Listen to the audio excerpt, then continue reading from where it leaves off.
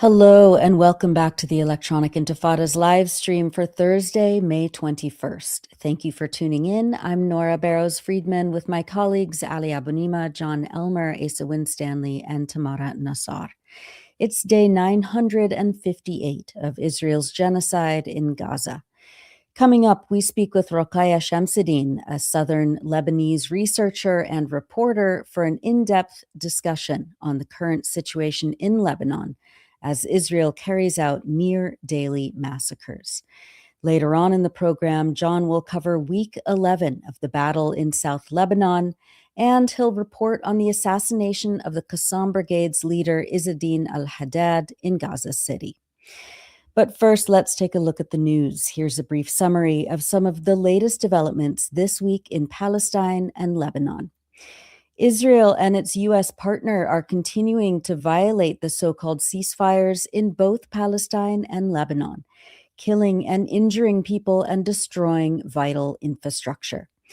On Thursday, just hours ago, an Israeli airstrike on a displacement camp in the Mawasi area west of Khan Yunis killed at least one Palestinian. Al Jazeera also reported that an Israeli quadcopter drone attacked a group of Palestinians in northern Gaza, killing at least one and wounding others. And local news is reporting that the bodies of two Palestinian truck drivers were recovered after they went missing while transporting humanitarian aid, with initial assessments indicating that they were executed by Israeli soldiers. In Gaza City on Tuesday, Israel bombed a car on a busy street, killing one Palestinian and injuring at least four others. Dropsite News' contributor Mohammed Ahmed filmed footage in the aftermath of the strike, with bystanders helping ambulance crews pull injured people from the wreckage. The day before, on Monday, an Israeli drone strike killed a Palestinian man and wounded others in the Rumal neighborhood of Gaza City, according to Al Jazeera. Reporter Ahmed An-Najjar stated that in addition to that killing on Monday, a Palestinian boy succumbed to injuries he had sustained in a recent Israeli airstrike, and Israeli naval boats opened fire on displaced Palestinians on the shore west of Khan Yunis, wounding several people. At least 15 Palestinians were killed in a series of airstrikes on Saturday and Sunday. The Wafa news agency said that on Sunday, Israeli airstrikes killed at least one Palestinian and wounded others in Khan Yunis, and 3 people were killed while working at a charity soup kitchen in the central town of Deir Balah. 9 people were wounded in Gaza City when Israel bombed the Tel al-Hawa neighborhood. On Saturday, at least 11 Palestinians were killed and more than 60 were injured in a series of Israeli airstrikes. Journalist Mohammed Abu Salama filmed rescue workers bringing injured children to the hospital. Reporter Wadia Abu al-Saud was on the scene in the aftermath of an attack in Gaza City, residential apartments in the heart of Al Rumal neighborhood, setting the building ablaze. Abu al-Saud said that the building was packed with displaced families, and an eyewitness described seeing residents with severe injuries, including severed limbs. Quote, "The occupation is massacring civilians in clear violation of the ceasefire," Abu al-Saud said. The strike hit the first floor while women and children remained trapped on the upper floors as fires continued to burn through the building. Among those killed was senior Qassam Brigade's leader Izzeddine al-Haddad, his wife, and his daughter. Journalist Saeed Hezbollah filmed massive crowds of mourners taking part in the funeral procession for al-Haddad and his family after they were killed.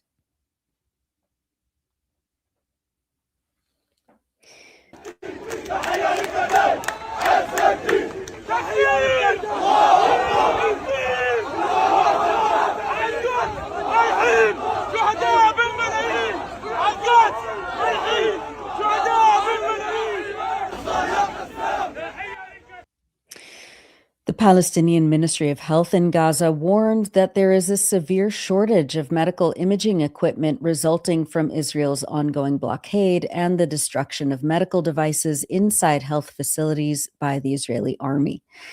The ministry said that the lack of such equipment is threatening to bring vital services in hospitals and primary care centers to a complete halt. Basic X-ray machines, surgical X-ray units for orthopedic procedures, digital X-ray processing systems, and related materials are in dire need, the ministry stated. The health ministry also reported that 76% of all medical devices, including CT and MRI machines, are now unusable, threatening the backbone of diagnostic services across Gaza. Israeli naval forces once again intercepted and abducted more than 400 activists with the global Samud flotilla in international waters this week. The flotilla, which sailed on the Mediterranean Sea toward Gaza from southern Turkey, was attempting to break Israel's siege on Gaza and deliver humanitarian aid. At a detention center in Ashdod port, Israel's national security minister Itamar Ben-Gvir taunted the activists who were forced to kneel on the floor with their hands tied behind their backs as Israeli forces physically assaulted them. Dr. Bassem Naim, a Hamas official, responded on social media that, quote, the treatment to which the activists of the global Samud flotilla were subjected under the supervision of the fascist Ben-Gvir is barbaric.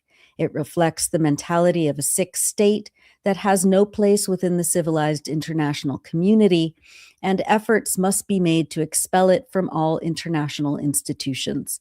Israel is digging its own grave with the very hands of its leaders. Indeed, how true are the words. Netanyahu sought to change the Middle East, but instead he turned the entire world against Israel. Your demise is inevitable. In related news, the United Nations Special Rapporteur on Torture and Other Cruel, Inhuman, or Degrading Treatment or Punishment called for an independent and transparent investigation into violations against Palestinian detainees in Israeli detention centers. Alice Edwards this week published her investigation on Israel's routine and systematic practices of torture.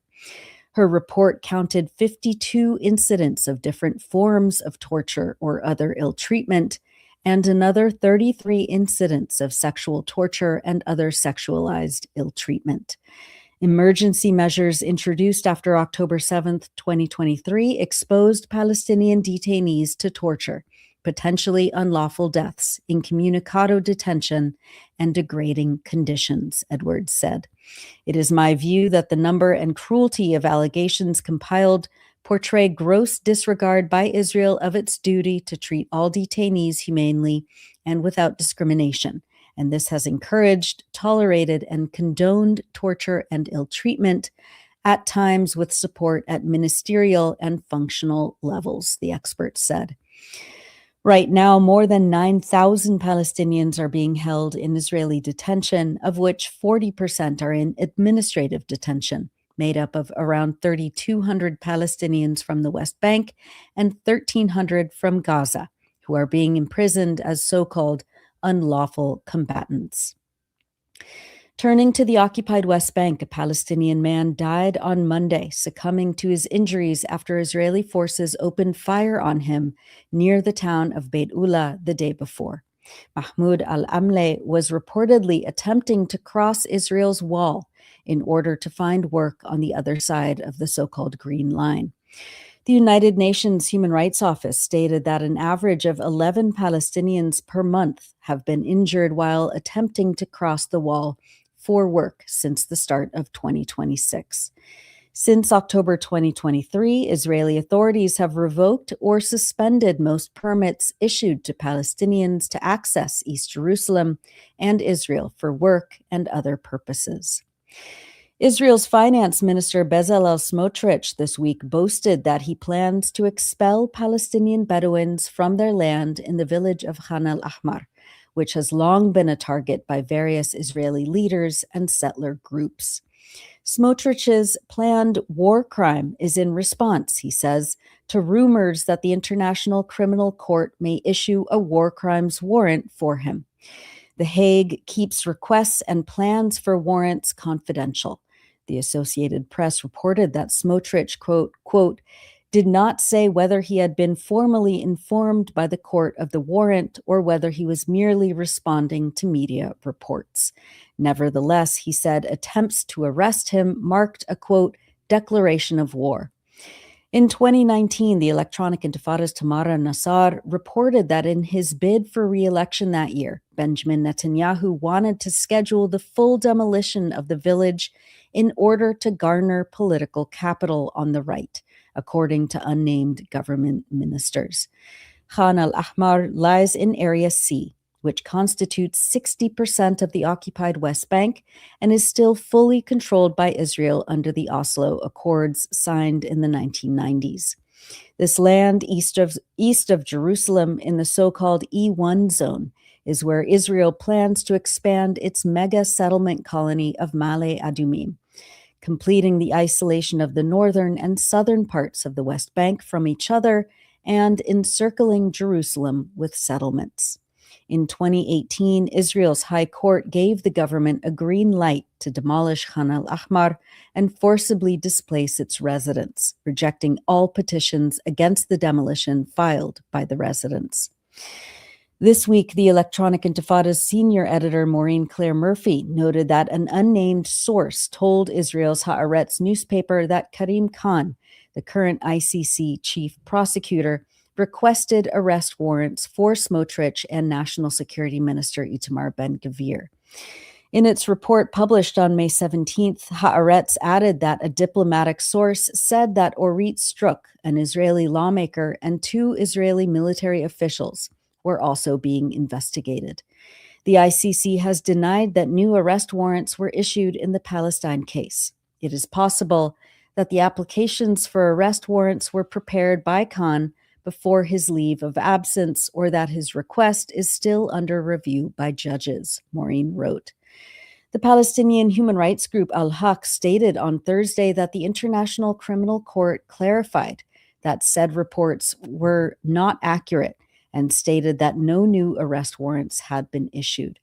However, Al-Haq said it has repeatedly called on the office of the prosecutor to submit further requests for arrest warrants concerning Israeli officials and military commanders responsible for crimes committed against the Palestinian people, including, but not limited to, the war crime of transfer of civilians of the occupying power into occupied territory, crimes related to the establishment of settlements, crimes committed against Palestinian prisoners and detainees, the crime against humanity of apartheid, and genocide. And this past week, Israeli settlers rampaged through the streets of Jerusalem in their annual march to demand the expulsion and slaughter of Palestinians and non-Jews. The Guardian reported that marchers were bussed in from around Israel and from settlements in the occupied West Bank in a vast operation funded by the Jerusalem municipality and government ministries. The finance minister, Bezalel Smotrich, also took part in the march. Israeli nationalists chanted, "Death to the Arabs, may your villages burn, and Gaza is a graveyard." The rampage culminated with the National Security Minister, Itamar Ben-Gvir, unfurling an Israeli flag in front of the Al-Aqsa Mosque. Meanwhile, in Lebanon, Israeli airstrikes continued targeting and destroying towns and villages across the south this past week. At least 21 people in southern Lebanon were killed between Tuesday and Wednesday. This week, the Lebanese health ministry said that the death toll from Israeli attacks across the country since March 2nd has now passed 3,000. More than 9,200 people have been injured. The United Nations Children's Fund, UNICEF, stated on May 13th that 59 children were killed or injured in 1 week alone. More than 1 million people are still displaced from their homes, and in recent days, another 100,000 were forcibly displaced due to Israeli bombing. Israeli attacks have killed more than 800 people since the start of the so-called ceasefire a month ago. We'll have much more on the situation in Lebanon later on in the program with our contributor, Roqayah Chamseddine. We've published many features in the last week, but we wanted to highlight I Graduated, What Now? By Ahmed Sabeh, writing from Gaza. I pulled my phone out of my pocket to call my father, Ahmed writes. I had just received my graduation certificate and wanted to tell him. As I waited for him to pick up, I sat on the stairs of the Student Affairs Office at the Islamic University of Gaza. Around 30 freshmen in small scattered groups were sitting in front of me on what was left of the sidewalk and stairs, or on chairs around the tent that is supposed to serve as the new university cafeteria.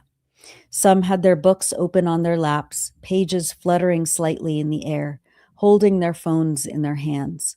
I looked at them with sympathy. This is not the college experience they should have. The university has mostly been rendered a barren desert with no adequate lecture halls, no library to study in, and no green spaces or common areas to build relationships.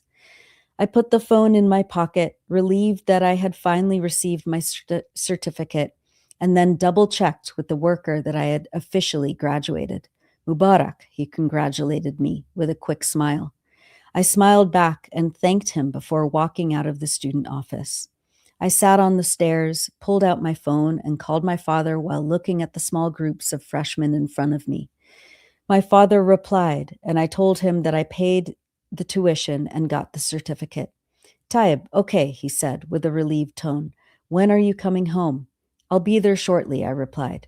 I wasn't surprised by my father's nonchalant response. I hadn't exactly expected him to respond in a more enthusiastic way. I felt a new burden myself. I was no longer a student, but now the newest unemployed person in our family. My father and my eldest brother, Siraj, are also unemployed. We get through the weeks without any clear source of income.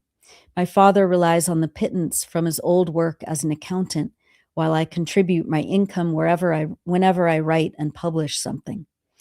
We measure our days by what is available to eat rather than through plans or work. Each morning starts without purpose or direction. I wake up lost, having nothing to do but to go and queue for water and return home to lie on my bed, following the news, hopelessly waiting for improvements to our current deplorable situation. I scroll through my phone on Facebook and Telegram channels for job opportunities, but I never find anything. In the afternoon, I chop up the wood for the fire so my mom can start cooking lunch. Whenever there is free time, I look for scholarships abroad to pursue a master's degree, but traveling is nearly impossible as Rafah crossing remains heavily restricted by Israel. But I apply anyway so as to stay busy, so as not to feel useless and doing nothing with my life. This feeling of uselessness comes from the limitations placed on what I can hope for in my future. My father, my brother, and I aren't alone in this void. Unemployment in Gaza has deteriorated to more than 80% as of April 2026, according to the United Nations. I walked out of the university and into limbo, with a tear or two welling in my eyes. I thought about what graduating or receiving your certificate means now in the Gaza Strip. What value will it bring? Nothing. Those are excerpts from I Graduated, What Now? By Ahmed Sabeh, writing from Gaza on electronicintifada.net. And now, as we always do, we wanted to highlight people expressing joy, determination, and reclamation across Palestine and around the world. In Gaza, a little boy named Amro showed off his spring garden next to his tent shelter. He says he's growing mint, basil, pumpkin, zucchini, and even a little corn.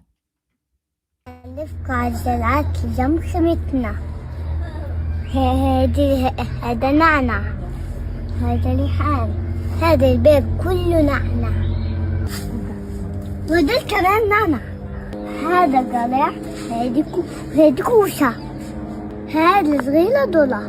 باي. And that's it for the news roundup. As always, go to electronicintifada.net for much more, especially to read our new features by our brave writers in Gaza. You're watching the Electronic Intifada live stream. I'm Nora Barrows-Friedman with my colleague Ali Abunimah. Hi, Ali. Hi, Nora. How are you? I'm hanging in there. How are you?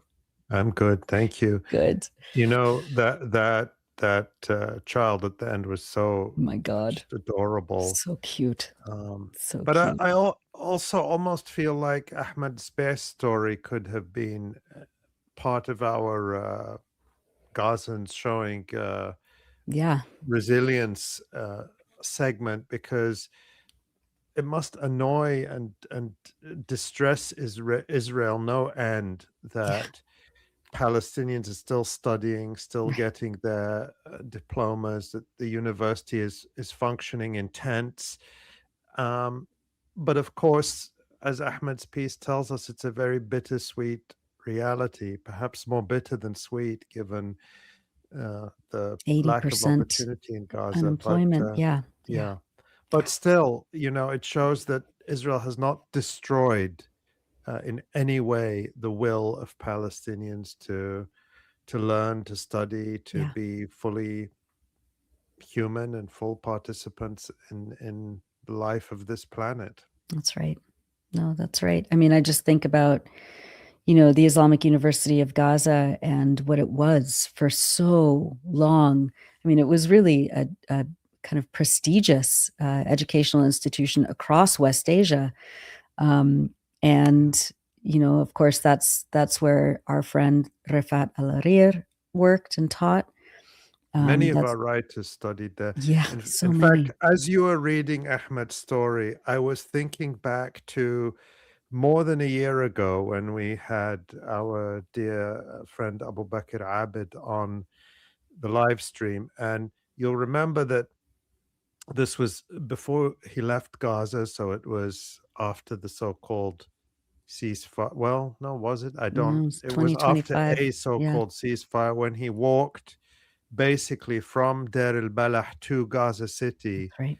taking videos and talking to people along the way. And we had him on the program, you'll remember, Yeah. and showing some of those videos.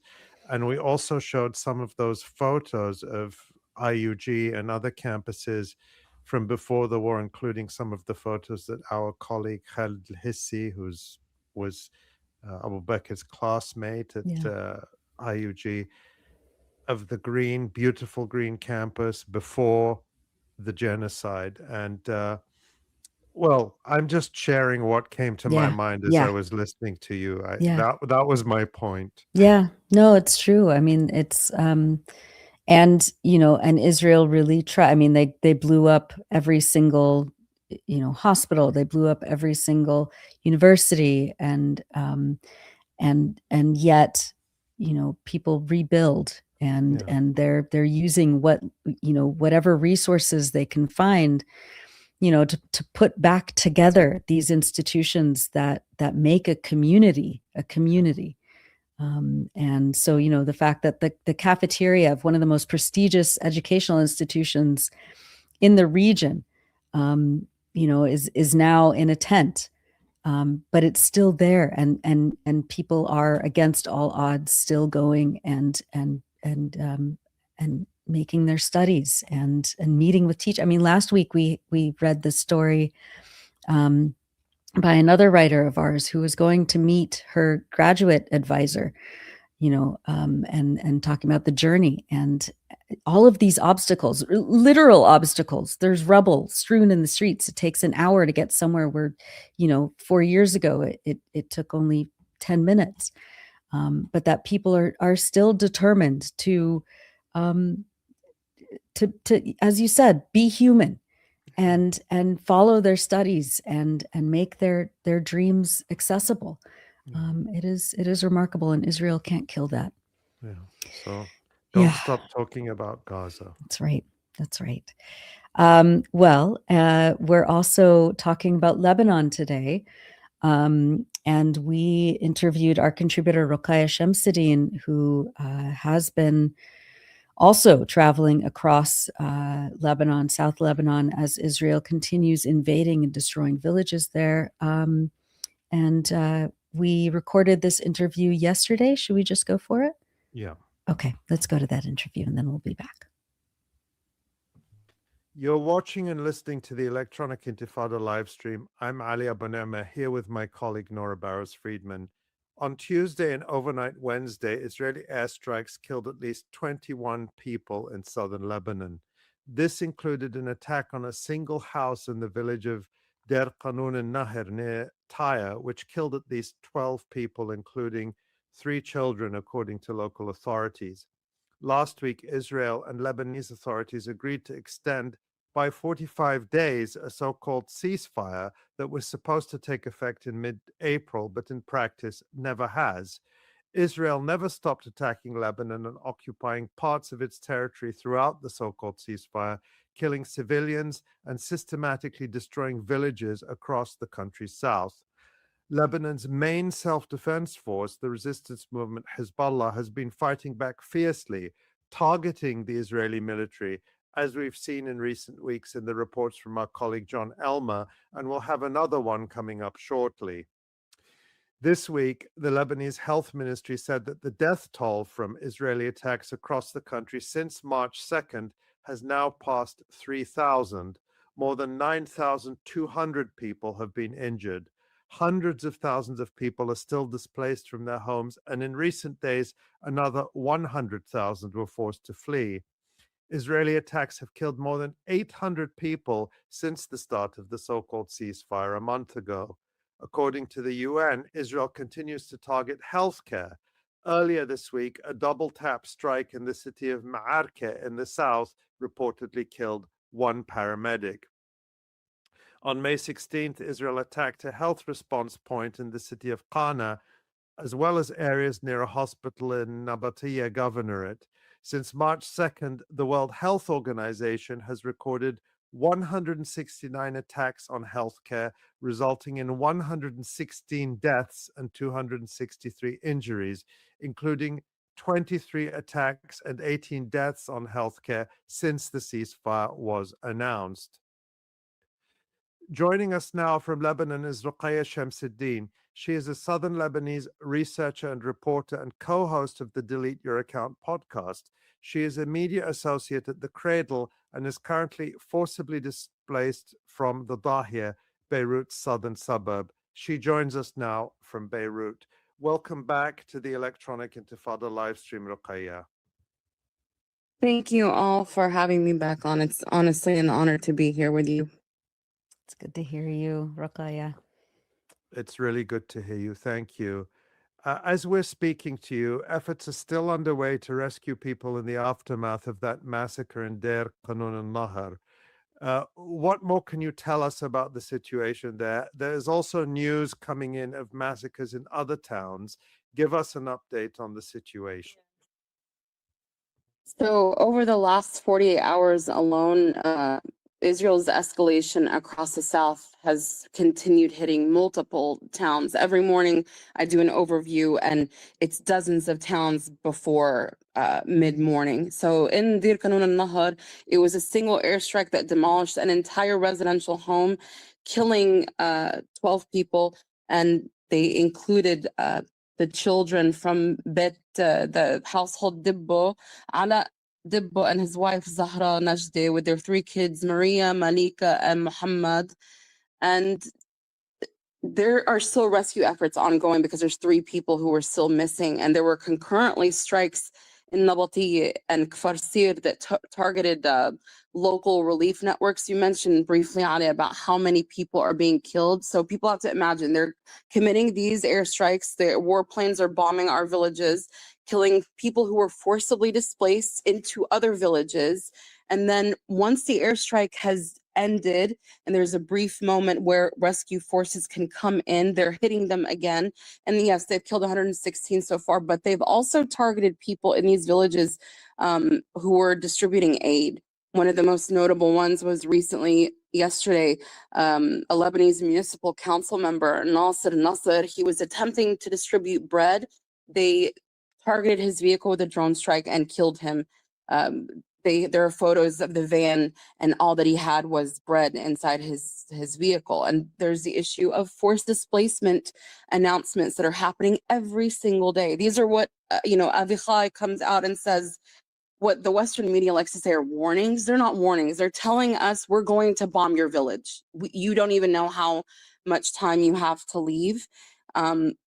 as I was preparing for the show today, there was an announcement from Israel that they're going to target Deir el-Zahrani and Habush, which have already been bombed relentlessly over the last few days. And all of this is a strategic attempt to hollow out the cultural and economic centers of the governance across South Lebanon, because they want to transform these sovereign towns into unlivable gray areas that we can't reach. They're targeting, for example, my village, Arab Salim, which I'm sure we'll talk about later. There's a village that you used to cross into Arab Salim, Habush. They've been hitting it so hard that it's basically trapping some people inside of our village and making it so even if there is a displacement order or warning, no one's able to leave. Well, let's talk about your village, Arab Salim. These Israeli massacres are, as you say, a near daily occurrence and are getting little international attention, if at all. Tell us about what happened inside your family's village and what happened. So I want to mention briefly, I've written for the Electronic Intifada before, and I mentioned in the story that I wrote for you all, the story of my aunt Roqayah Chamseddine, who was killed by Israel in the 80s. She was not even 16 years old, and she was killed in the olive grove across from our house in South Lebanon. So there's a lot of history, not just for myself, but for many other people in Arab Salim when it comes to Israeli massacres. Our village is situated north of the Litani. It's in the mountainous ridges that overlooks the Zahrani River Valley. And I'm telling you this because the village is well inland from the coastal towns and far north of the border ridge, which means that Israel keeps telling everyone we're targeting, villages along the border. Our village is deep inside of South Lebanon. We're not anywhere near the clashes that are happening between Hezbollah, the resistance, and Israel. They're targeting villages inside and all across South Lebanon. But on May 13th, an Israeli airstrike destroyed the family home of the Farhat family, killing at least 6 people, including Ihab Farhat and his children Batul, Zainab, Ali, and Hassan. And the attack was part of this coordinated campaign that we've been discussing across South Lebanon, including Nabatiyah. It's a major southern Lebanese city. And simultaneously, when they attacked the Farhat home, they killed children in the nearby villages of Rumin and Haruf, because they're attempting to eradicate multi-generational families within their ancestral homes. Israel's military apparatus is enforcing a strategy that's designed to render life in our historic towns structurally unviable. And what does it look like? What kinds of weapons are we talking about here? How are they able, to wipe out village after village after village? Where are the people fleeing to? What kind of displacement does this look like? With Southern Lebanon, I keep going back and forth to South, and I was there recently in parts of Nabatiyah, which is again a major Southern Lebanese city, just like Sur or Tyre. Many places are empty. There's no one there whatsoever, or there are people there providing food or a place for people to sleep. The other people from one village are moving to another village. I know a family from Arab Salim that went to Jizin, which is an adjacent village, and they're staying with other Southern Lebanese people because living in Beirut for many people is impossible because of the extortionate prices by landlords who are taking advantage of over 1.2 million forcibly displaced people. And the munitions we're talking about are American-made munitions. One of them was pulled out of, it was a B-class, I forget what type it was, out of a building in Dahiyah that's being used in South Lebanon. Of course, that's bigger than a human being. It's designed to kill not just people living in one building, but destroy all adjacent buildings and all life. So this is, whenever you go there and you see up close how destructive and how brutal this is against the people of South Lebanon. Only then, I think, can you really comprehend what's happening, because the entire neighborhoods are gone. These are not just tiny little villages with no life. Arab Salim, for example, is what you call a Medina. It's not like an old school village. There's libraries, there's shopping centers, there's different things everywhere. It's not huge like Beirut, but it has an immense amount of cultural history, an immense amount of diversity and life that still exists, because there are people that are still in the village. There are people that don't want to leave, that tell you, why shouldn't I leave? There's a well-known man in Haruf who he was targeted, the area was targeted twice. They found him alive both times. And he says, I don't even want to go to the hospital. I want to stay here. If I'm going to die, I'm going to die here. And that's what the Israelis are facing. You mentioned, Roqayah, the situation of displaced people and efforts by some who stay behind to help provide food. Talk about the general humanitarian situation in Lebanon, particularly for those 1.4 million displaced people, and more people are being displaced all the time. What are they going through? What support is available? And talk about, if you can, your own experience being displaced. So in Beirut, despite the efforts of the government, there are people that are, and by efforts, I want to preface this by saying the Lebanese government has no problem that there's Southern Lebanese people who have given their blood in defense of this country. They have no issue with them sleeping on the roads. They have issue that they become an eyesore. They want to clean up near the rivers or the sea, so tourists won't get upset. And they're also fining people who are finding no place to park, because there's over 1 million people displaced who are parking wherever they can. They're giving them fines. What does this tell you about the mentality of those who are attempting to rule over us? They're saying, I'm not only going to punish you for living on the street at no fault of your own, but I'm going to make it so you've given your life savings looking for a place to stay. I'm going to make it so you cannot even exist and function in our society. That is what they're doing to us. There are attempts locally.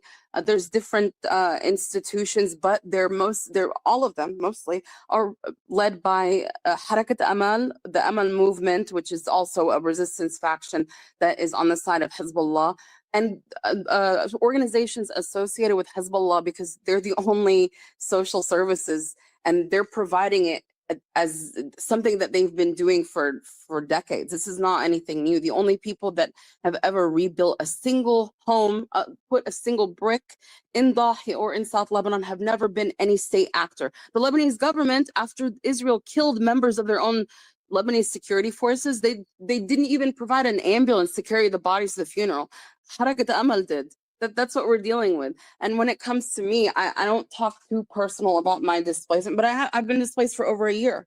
And I've been doing my best while moving from place to place or hotel to hotel, trying to make sure that I have a roof over my head, while also watching, and I want to mention this very briefly because I think it's important, watching foreign journalists come to Lebanon, flying in and out, taking videos and photos of all the people who are displaced like they're animals in a zoo, not talking to them, not asking permission to photograph them, but trying in their own way to further the humiliation or the attempts at humiliation of the people who have given the most to this country, who are being provided with less than the least.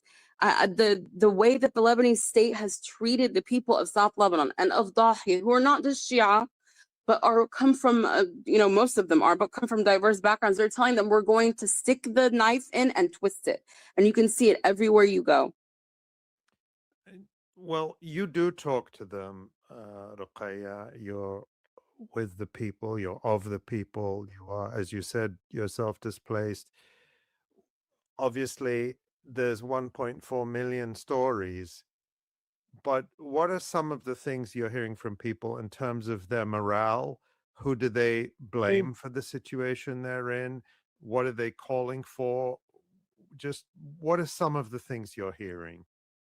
Most of the things I hear just is anger and unbridled rage directed towards the Lebanese government. And not just because of the abandonment of the people of Dahi and South, but of the now open campaign, an attempt at normalization. Not a single person that I've talked to, even the people who are not necessarily pro-Hizb, have ever said this is Hezbollah's fault. Of all the people that I've talked to, everyone says for 15 months, Hezbollah didn't respond. And they said, we'll rely on diplomacy. We'll rely on them trying to work something out. They killed us for 15 months. So what did they expect to happen? And the Lebanese government, if they wanted to monopolize the weapons, where the Lebanese army was nowhere to be seen during all of these 15 months. So I haven't met anyone who genuinely, who is angry at the resistance, but instead all of the anger and rage and just pain is towards the Lebanese government and the constituents that still are supportive of them, who believe that by normalizing in any way with Israel will make us Dubai, God forbid. Well, let's talk a little bit more about that. Despite Israel's relentless massacres in Lebanon, the U.S.-backed leadership in Beirut of Prime Minister Nawaf Salam and President Joseph Aoun have continued normalization efforts with Israel under the banner of so-called direct negotiations in Washington. And the leadership has, in recent months, of course, sharpened its anti-resistance rhetoric. Talk to us about the internal political situation and how this is playing out. I mean, I think it was last week, Joseph Aoun released a statement expressing, its solidarity with the UAE against Iranian attacks. But has said nothing about Israel using U.S.-made weapons and the political alliance in Washington destroying entire villages in the south of his own country.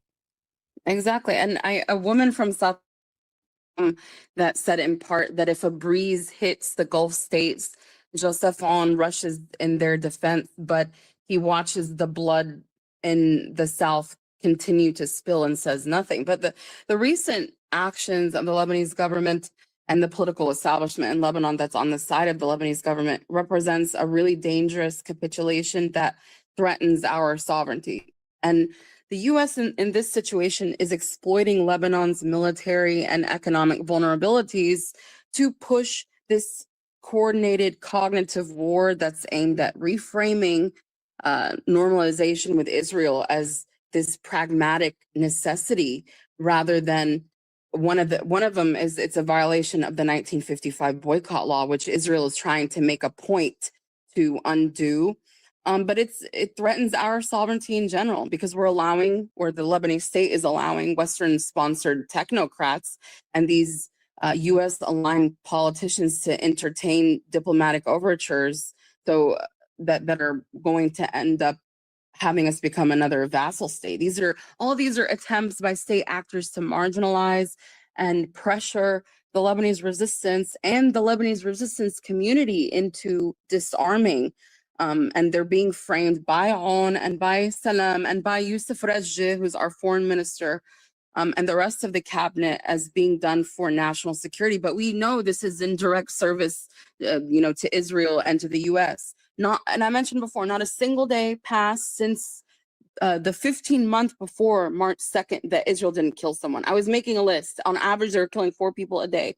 But not a single day has passed since then either. And the Lebanese government has reacted with something that, in my opinion, is much worse than silence. They've told us in no uncertain terms that South Lebanon is not only not a part of Lebanon, but that its people are going to be sacrificed in order to sign some kind of agreement with the Americans and the Israelis so that Beirut, outside of Dahia, remains like blemish-free on the world stage. It's still fine for tourists to come here. You can still have a drink and party just so they can pretend that nothing's happening, because for them, the blood hasn't reached the presidential palace. So they feel nothing. But history proves time and time again that whenever, the state has flirted with this kind of capitulation, it's compromised not just our national dignity, but it does not give us security. And the only security that is real and material is having a strong deterrent architecture. And the only one that provides us with that is Hezbollah. So rather than abandoning the country's defense in exchange for Western reconstruction aid and empty promises of stability. They said there's a ceasefire, right? The 15th of May. We're now on the 20th of May, and they've been bombing and killing us every single day, night and day. Women, children, members of their own municipal workers are being murdered while they're delivering bread. So there's no ceasefire. Just like in Gaza, they killed over 800 people in Gaza since the 11th of October. They're doing the same thing in Lebanon.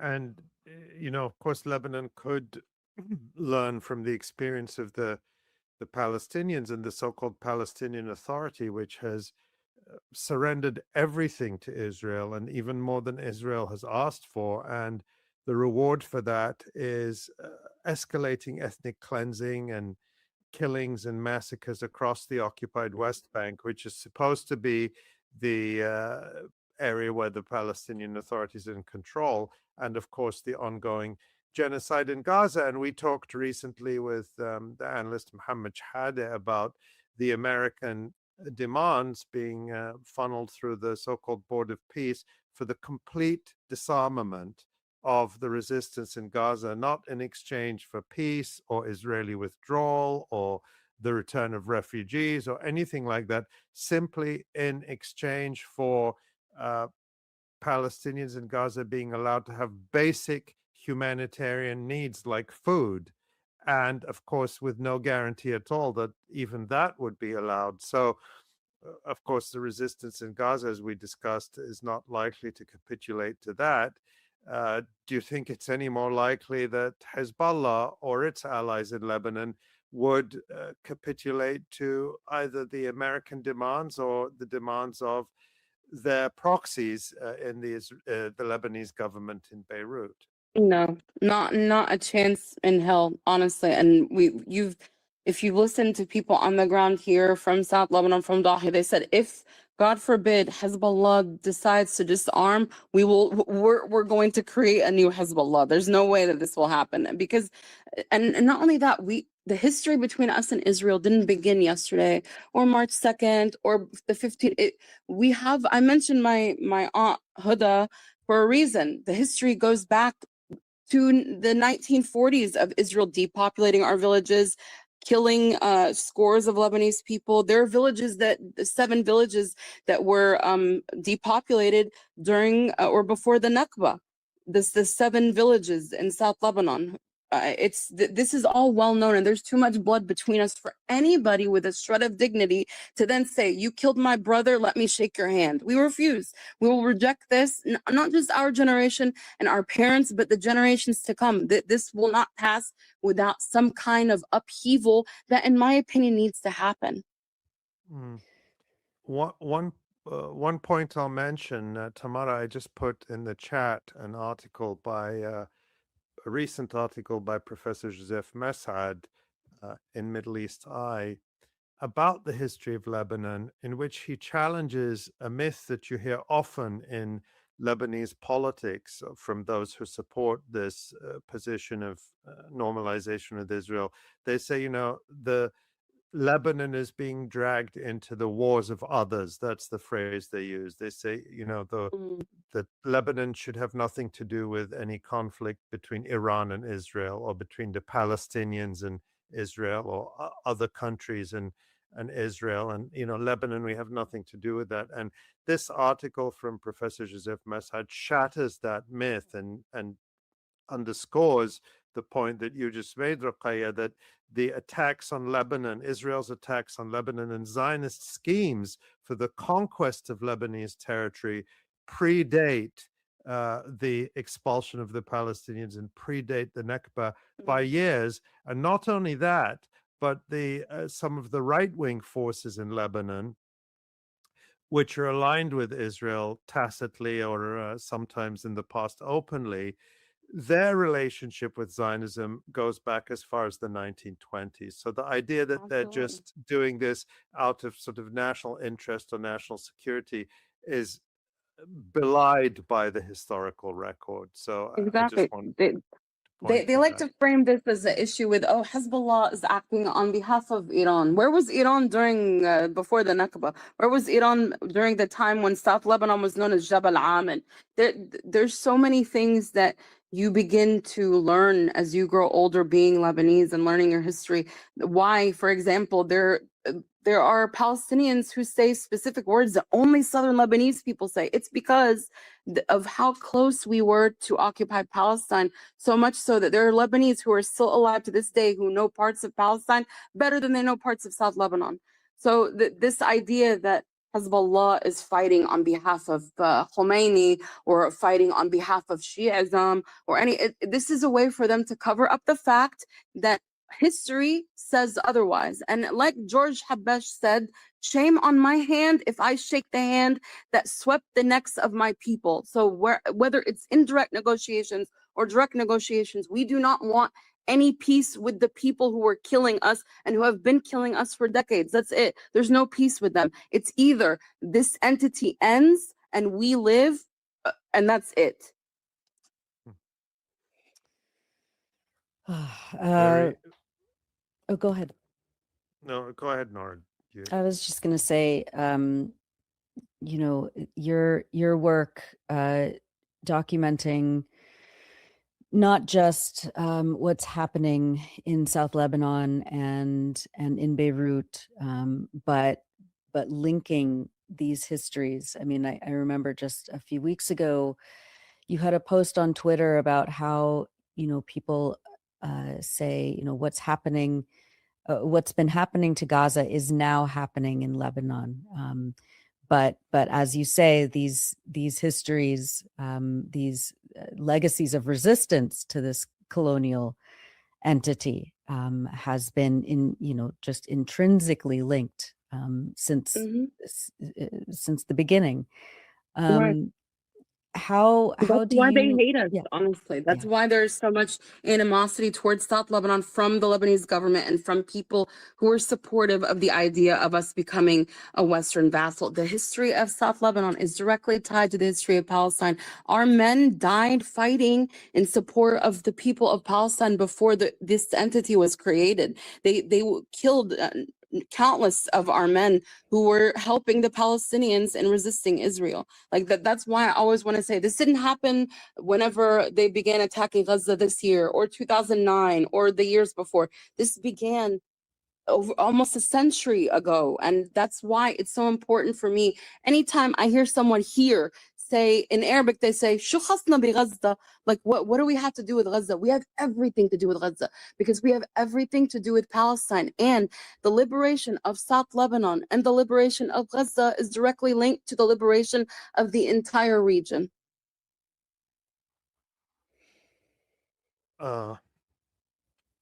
Thank you so much, Roqayah. We continue to follow your reporting. We're grateful for the reports you've been sending to the Electronic Intifada, the reporting you do independently through your social media accounts on Twitter X, and of course, the Cradle and the incredible work you do and have been doing for years with the Delete Your Account podcast. We pray for your continued safety as you continue to provide vital reporting that is sadly absent from so much of the media. As I was saying earlier before we started, if you don't go and look, as I was preparing for this discussion, I was shocked when I went to look how many massacres there are, because if you're not actively looking for that information, it's not being shown to us or told to us. And so your role as an independent reporter and the role of all the journalists in Lebanon and those in the South, many of whom have been deliberately murdered by Israel, just like their colleagues in Gaza, remains absolutely essential. No, thank you all so much. And I couldn't have done some of what I've been doing without Electronic Intifada amplifying not just my story, but other people's stories on the ground here in Lebanon. Because like you said, many people don't know what's happening. And I've been really blessed that the Electronic Intifada has helped amplify what's happening. So I I call on people, if they're able to, not just to support the forcibly displaced here, but also to support outlets like Electronic Intifada, like 𝐓𝐡𝐞 𝐄𝐥𝐞𝐿 𝐈𝐧𝐭𝐫𝐶𝐻, who are working tirelessly to bring you all coverage that you honestly will not find elsewhere. Thank you so much, Roqayah. We really appreciate that and appreciate your work so much. Thank you, Roqayah. Stay safe, and we will talk to you hopefully very soon. Thanks, y'all. That was Roqayah Chamseddine reporting for us yesterday from South Lebanon. And Ali, there have been some of course, I mean, so much can happen and is happening every 24 hours. But there have been new Israeli attacks today, and Roqayah has been reporting. Ali, what can you tell us about that? Yeah, and I just love listening to Roqayah. She's fearless. As she told us, she's been traveling to the south regularly, reporting from all these places. And today she's reporting that Israeli airstrikes have intensified across southern Lebanon, and there have been attacks targeting multiple villages. And as she wrote this post a few hours ago, she said, moments ago, Israeli warplanes struck the town of Tabnin, causing severe damage to the Tabnin government hospital. So these attacks are ongoing, and we're very grateful to her for staying on top of it. And that is her Twitter X account that we just showed. Roq Shams is her account, ROQCHAMS. So if you are a Twitter X user, please follow Roqayah for her on the ground reporting. Yeah, thanks for that. And of course, thank you to Roqayah. Let's bring Jon on, who is also continuing to look at the situation in South Lebanon. Hi, Jon. Hello. That was great to hear from Roqayah. Yeah. Hi, Jon. Hello, Ali. It's and of course, as Ali just mentioned, Israel is continuing to attack hospitals, paramedics, rescue workers, families, farmers, and meanwhile, Hezbollah is continuing to mount fierce resistance against this invasion. What are you going to be talking about today? Yeah, we'll be talking about that resistance. Because of these drones that I've been reporting on for the last 10 weeks, this is going to be week 11. We get to see the front line, and we get to see what's happening, both the destruction of civilian homes, but also the resistance targeting those operations. The Israelis are not interested in fighting Hezbollah. They're interested in erasing the villages along the border in the south, like they did in Gaza. And that's their genocidal rampage that the U.S., is in lockstep with them on, giving them tens of billions of dollars so that they can do it. And we watch Hezbollah take out vehicles. Then we watch, the next day, a shipment of those vehicles arrives from the United States for Israel. So they're constantly being able to be replenished for their genocidal rampage. Sick. 958 days into this. Yeah. And 800 people killed in Lebanon since the start of the so-called ceasefire. Can you just imagine if 800 Israelis had been killed? Like we had to suffer through, Gaza had to go through a whole genocide that is ongoing on the basis that 1,200 Israelis were killed on October 7th, notwithstanding, how many of them Israel killed, but how many were soldiers, right? Like, how many were soldiers when you take it together. But my point is just the sheer valuelessness, if that's even a word, of Lebanese and Palestinian and Iranian lives to the Western Empire and its media mouthpieces is just, to me, will never not shock me, will never not enrage me. Yeah. No. But these resistance videos will edify, so. Excellent. All right. The fights never stopped through this entire genocidal rampage. Nobody that's been the target of the genocide has quit. So, I mean, this is the thing we always have to keep in mind. That's right. Well, then, take it away, John. All right. All right, you are watching and listening to the Electronic Intifada. I am Jon Elmer. This is the Resistance Report for day 958 of Israel's genocide in Gaza and day 80 of Hezbollah's defense of South Lebanon. I will be covering week 11 of the battle in South Lebanon shortly, but we're going to start in Gaza, where the 𝐤𝐏𝐶 Brigade's chief, 𝐓𝐻𝐻𝐿 al-Haddad, was assassinated on Friday. The top 𝐤𝐏𝐶 commander. We could take a look at the martyr poster that was put up. People are familiar with these that 𝐤𝐏𝐶 has put up for their leaders. Haddad was assassinated. 𝐤𝐏𝐶 called it a cowardly assassination. I think that's a pretty fair description for killing somebody who was on the battlefield for 2 years, untouchable, leading the resistance in the north of Gaza. There was many opportunities for Israel in a fair fight to fight the resistance, and they couldn't do it. They failed.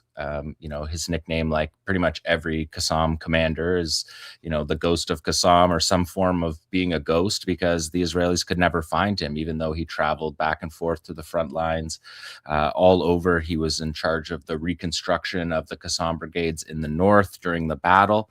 And Israel kills him in a house with his daughter and his wife, and kills their neighbors. And that is just normalized in Israel, that you can carry out that kind of a massacre to kill a commander that you had 2 full years on the battlefield to fight. Haddad is a longtime Gaza Brigade commander. He's a Nukba elite special forces commander. He replaced Mohammed Sinwar when Sinwar was assassinated about a year ago. Sinwar himself replaced Mohammed Deif, who was assassinated in July of 2024 after 22 years as the chief of staff of the 𝐤𝐶 brigades. We can take a look at the next image. This is 𝐓𝐻𝐻𝐿 al-Haddad literally announcing the launch of the October 7th Special Forces raid, the crossing and attack of the Gaza division. It says, the translation under there says, "In the name of God and with God's blessing, the attack begins." So he's a central figure in this, not only in the preparation, but the execution of the operation. A skilled commander who had survived from the beginnings of the 𝐤𝐶 brigades existing as a group. So he was very much involved in all parts of the October 7th raid, from the planning to the execution, the entire idea of the resistance operation. He was one of the small core group that knew about that operation and the intentions for that operation. We take a look at the next one. It's a martyr poster here by the PFLP, because of course all the factions salute the loss of the commander, 𝐓𝐻𝐻𝐿 al-Haddad. We heard from all resistance factions, but we also heard from Hezbollah.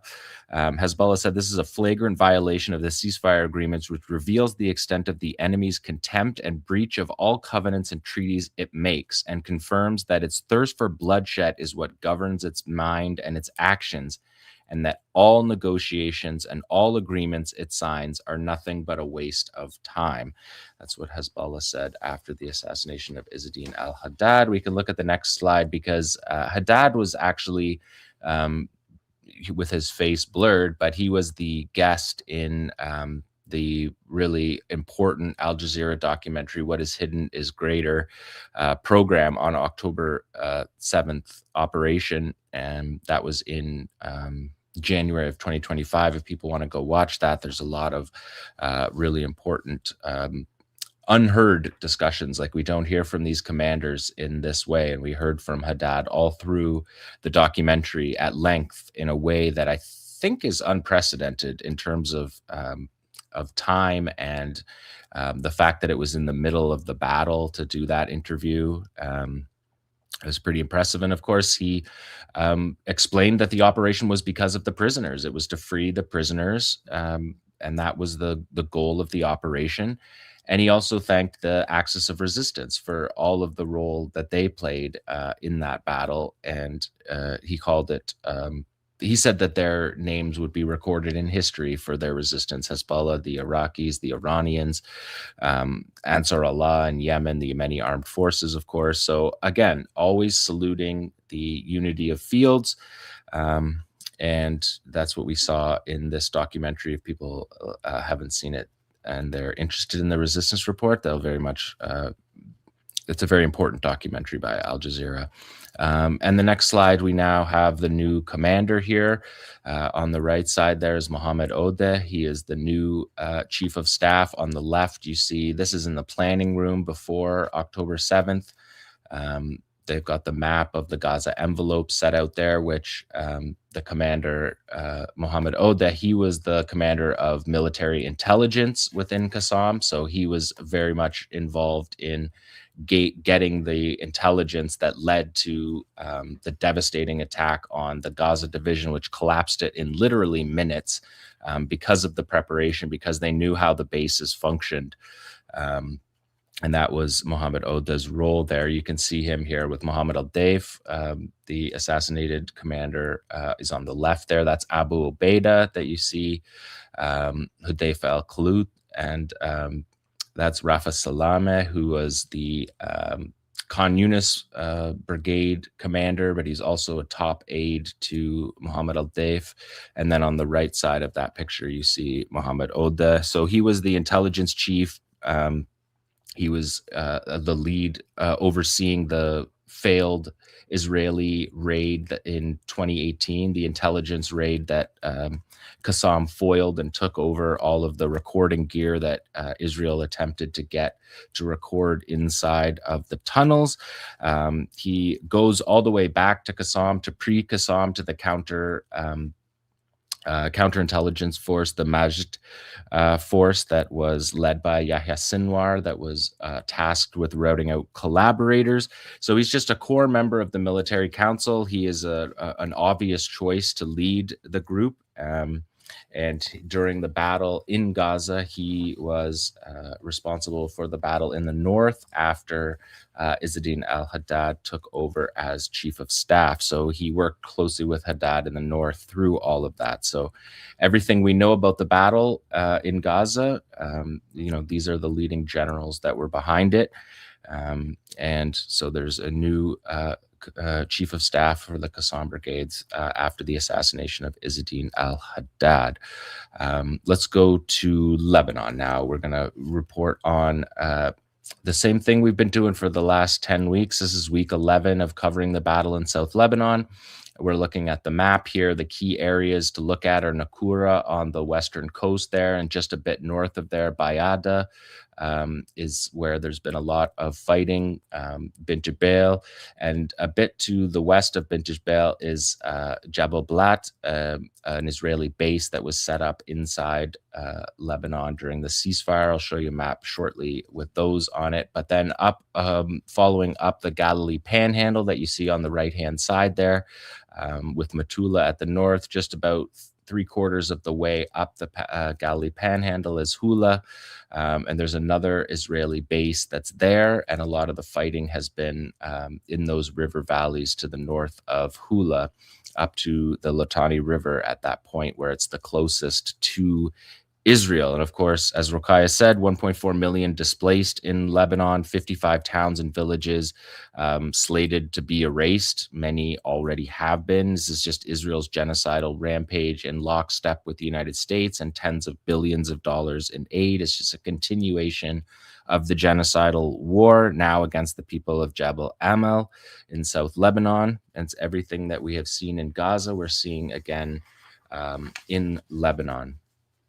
Let's take a look at the next map here, because this is operations concentrations over the past 30 days. And you can see, like I said, the concentrations on the western coast there, then the concentrations moving up from the Jabal Blat site up into Bint Jbeil Governorate. There you can see in the center. And then you go up the Galilee Panhandle, and like I said, where you can see north of Hula, the concentrations of operations right up near the Litani River. And when we see this next map, you'll see how it matches.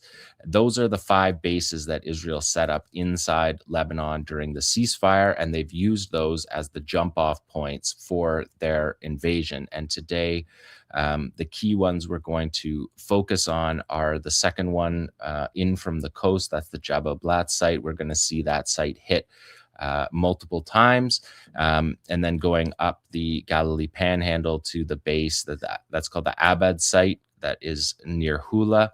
We're going to see that get hit with a drone swarm operation. And so just to give people a sense of those outposts, I talked about them and showed you different maps that didn't have the landscape quite as well as this map. So I wanted to bring you that. And we are going to take a look in this next video of the drone swarm attack on the Israeli base. So you're going to see immediately here footage of an attack drone sped up by Hezbollah crashing into a IDF truck on the base. You can see the base on the left there. Here, they're going to show it in normal speed.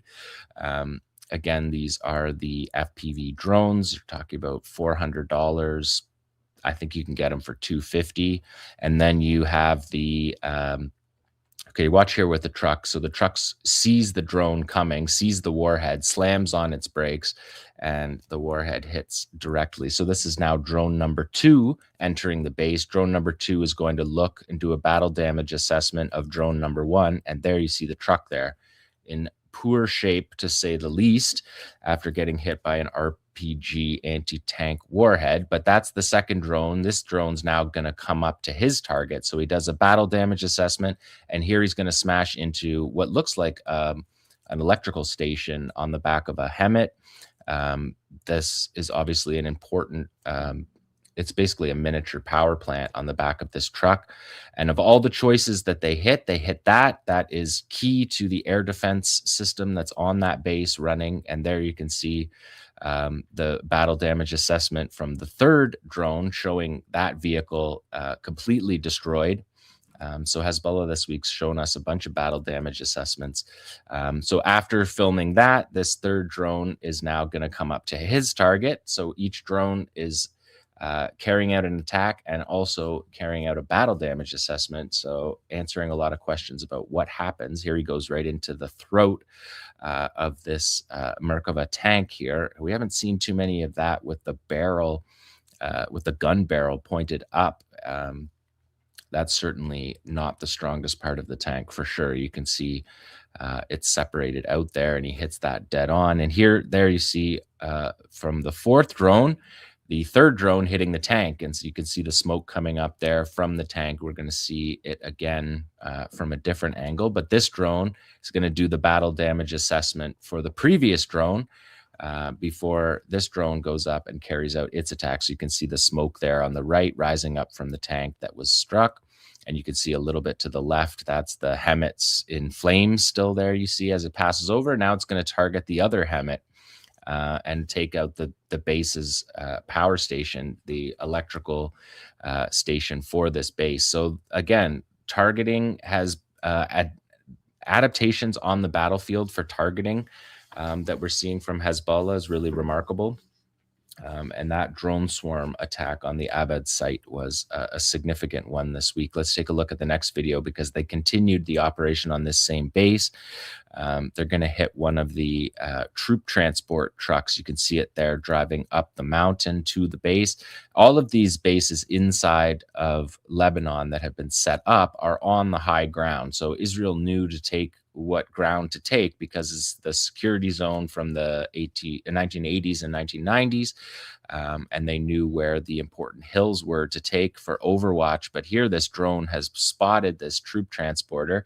So the troops drive into a lower base inside Israel and then are shuttled. Sometimes they're shuttled on helicopters, but we've seen almost none of those this time around. So they're shuttled on these. You can see a bus there and an anti-tank warhead driven into the middle of essentially a soft-shelled bus is going to make a big mess. But no reports of that from the Israelis, like it didn't happen. Let's go to number 11. We can see the continuation here. Same base being hit. This is This is a truck that is transporting the tanks. So they don't put the tanks on the road. So to get the tanks up to the base, they put them on these flatbed trucks. So again, critical logistics vehicle here, although they're going to target the driver here. Critical logistics vehicles that we're seeing being targeted, logistics forces being targeted. And when an RPG round hits these vehicles, it's a 100% confirmed destruction of the vehicle. Whereas when it hits the tanks, it's hit and miss depending on where you hit on the tanks. We can go to the next one. Because we're going to see this is just 10 minutes after the previous operation. So again, we're starting to see low-level swarms to hit these same bases one after another, and I suspect we're going to see more of that in the future. You see the tank that's parked right beside the troop transport track. He's going to fire on the tank there. They're still hitting tanks. They hit 48 tanks in the last 30 days. Which is lower percentage than previously. Yeah, they give us a nice rewind here in the original Hezbollah video. 48 tanks hit in the past 30 days. So it's not like they have stopped doing that. We can go to the next one. Are we at 13? Yeah. This is also in Hula. This is right near that base where Israel is destroying homes. We're going to see them set up on a D9 armored bulldozer here, move in under control and destroy the D9 armored bulldozer. We know this from Gaza, that these RPG rounds that are on these drones, this is what Qassam would use to destroy these vehicles, these D9 armored bulldozers that are given to the Israelis by the Americans. We saw 30 of these in the past 30 days. So a D9 a day being taken off the battlefield. We can go to the next one now. Here we have an anti-tank guided missile strike against a troop presence. If you look dead in the center of the screen, you can see the little Israeli soldiers scurrying to their base. One after another. You can count them up. Tried to do a count. I think I got somewhere between 12 and 15 of them moving into this position. You can see there's 5 or 6 more there. We just saw 4 or 5 before. You're going to see another few of them here. So a significant number of troops are going to be in this house before it is hit. And here you're going to see it targeted by a Kornet anti-tank guided missile strike directly through the window of that house that all those soldiers went into. But again, doesn't match the casualty reports that we're getting out, even though we literally just watched all the soldiers walk into that building. It's difficult to tell if that was a thermobaric, but there, and then you can see now more soldiers running from a second base to try to recover the wounded that did not get reported. But you're going to see ambulances come and join this operation. You see more soldiers coming down the hill trying to evacuate the wounded and the scared, the soldiers that have anxiety from being involved in that attack. You can see them hightailing it because they think that the air hammer alarm is going to go off at any point and a drone's going to come down on them. So they are running everywhere they go. There's a smoke screen there to cover the extraction of the troops.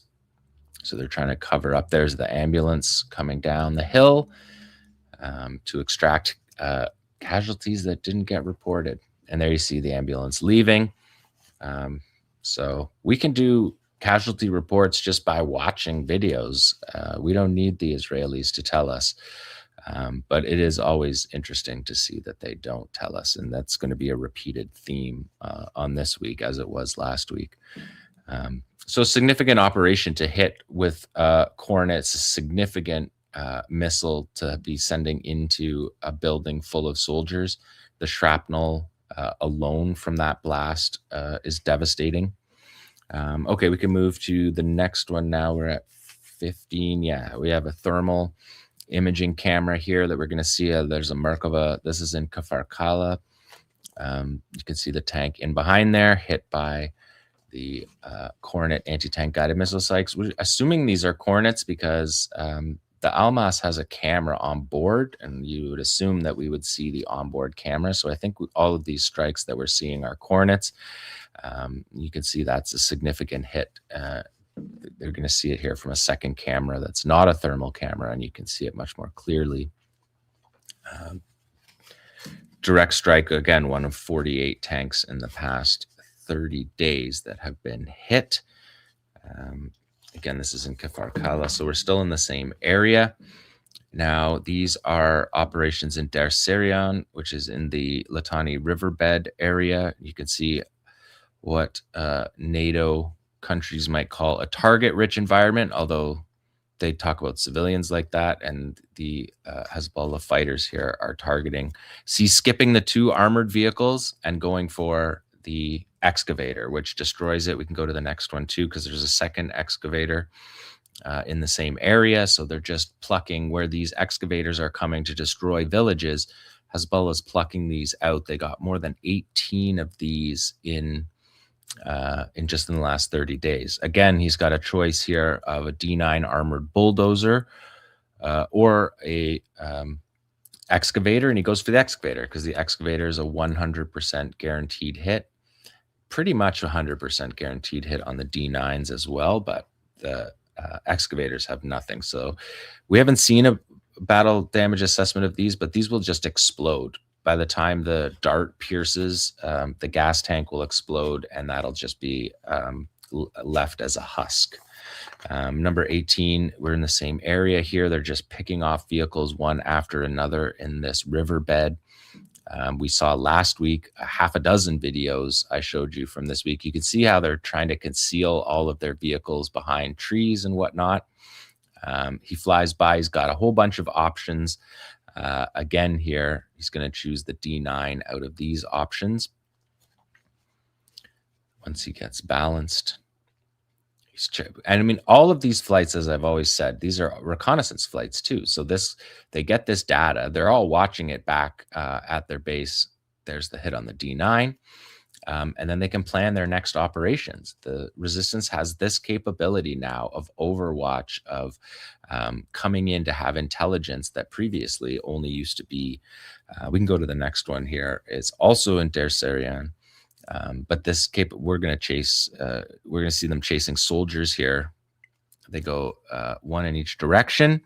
Again, air hammer is the code that they yell when a drone is coming down. And Haaretz told us, based on officers, that what they do is they duck and pray. I told you that last week from the Haaretz article.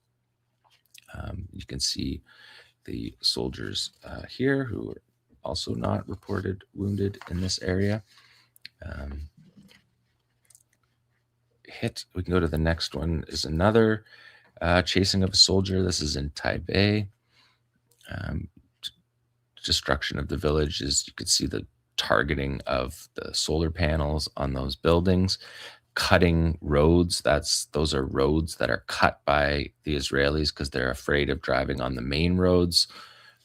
In case there's IEDs, the Israelis did get hit by several IEDs this week when they moved forward in the Bintish Bale area. There you can see the soldier running for cover, and this drone is going to hit against this Humvee, and again, it's going to blow up the Humvee when it hits it. So the soldier seems to get away from the drone, but the detonation of the Humvee beside him is going to probably make a mess in this situation as well. Number 21. Going to see this reconnaissance tour over another base. This is the Jabal Blat base that I showed you on the maps, and you can see they're basically ghost towns. The Israelis are never in any of these videos, so they're not carrying out their operations in Lebanon in any of these areas. Like all of those observation points are empty, but this is a base that they built completely during the ceasefire, and you can see how significant a base it is. And this is an interesting target. They're going to target the wireless tower here, and they're going to hit this base station cabinet, it's called, basically the power and the brain of the wireless tower there. You can see it right there. So it knocks out their wireless tower on an isolated base. So something that they, a high value logistics target there on Jabal Blat. We can go to the next one. This is a direct hit on a 𝐓𝐡𝐞 fuel tanker. And here we see again this kind of logistical strikes. This is what fills up all of their vehicles. You can see the vehicles down on the left there, the tanks, I think it's all tanks actually there, and there's another tank on the right. And they skip over all of those, and they hit the fuel truck, the gas station for those for the tanks. So yeah, we'll see it again here. Loop back.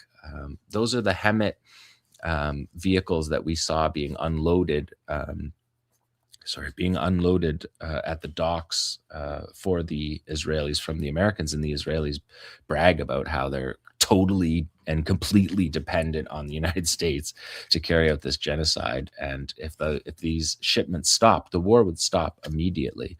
But we're watching them just take out these assets that have a finite number. We can go to the next clip, because this is actually, you're going to see this one again, because they did a battle damage assessment clip for this one, because because it was a pretty significant hit. This is a drone swarm on this base, and you can see the burn off that's happening after that strike. This is a battle damage assessment from the ground from the same day. Now this is an aerial one from the same day of the operation, and you can see the tank that wasn't targeted that I pointed out on the right there. Look at it; it's burnt. So, and then you can see it there, the tanks on the right, and on the left is the fuel tanker that's completely destroyed. And the fire was obviously so significant that it burned the tank beside it.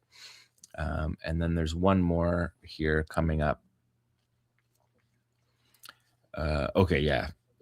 So that was the battle damage assessment from the Ter Harfa operation. This is in Ter Harfa again. This is targeting a Humvee, and again, they're making the same choice. You see tanks, you see troop carriers, you see that looks like an engineering troop carrier there on the right, and they pick out the Humvee in the middle of it, which is a command vehicle. You can see it's bristling with communications gear on the back.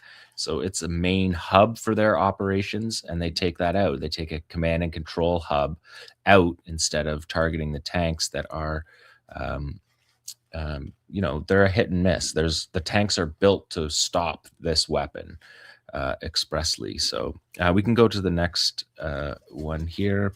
Is also another Humvee. You're going to watch them try to cover these Humvees to give them a little bit of concealment. So you're looking into the bushes here.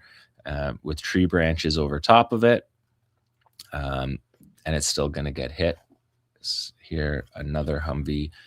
So significant Humvee loss, and these are generally troop leading vehicles, command vehicles, for the most part. I mean, they use them for lots of things, but when you see that gear on it, especially, we can go to the next one. This isn't the same. This is all in Ter Harfa. This is halfway between Jabal Blat and the coast. So there's an excavator that's hit.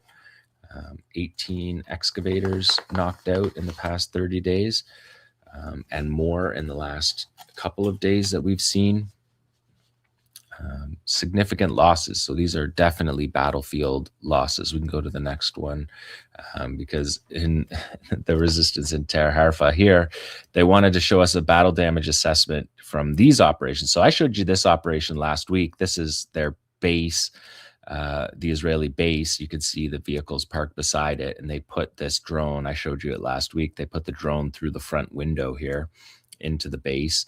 And this is now an overflight a couple days later, showing that the base has been abandoned. The vehicles are gone. The sites where we had previously seen all kinds of vehicles, I've shown a bunch of operations. This is the battle damage assessment for the same operation, for the same village, Ter Harfa, which we just watched. We get a bonus round here of it, the destruction of that fuel tanker, which is a significant target. And I think we probably will be seeing more of those struck based on the impact of this drone swarm on this particular base. So again, there's the flyover. You can see the tank on the right is burnt. You can see it on the overhead here too on the right. There you see it burnt up, and then the circle is on the target, and that was the fuel tanker. And then this third one is going to show us, this is the operation I just showed you. So they published this a few days later with a battle damage assessment where they go back. So what happens to a Humvee after it gets hit? You're going to see that, first of all, you can see the spot on the wall where it exploded.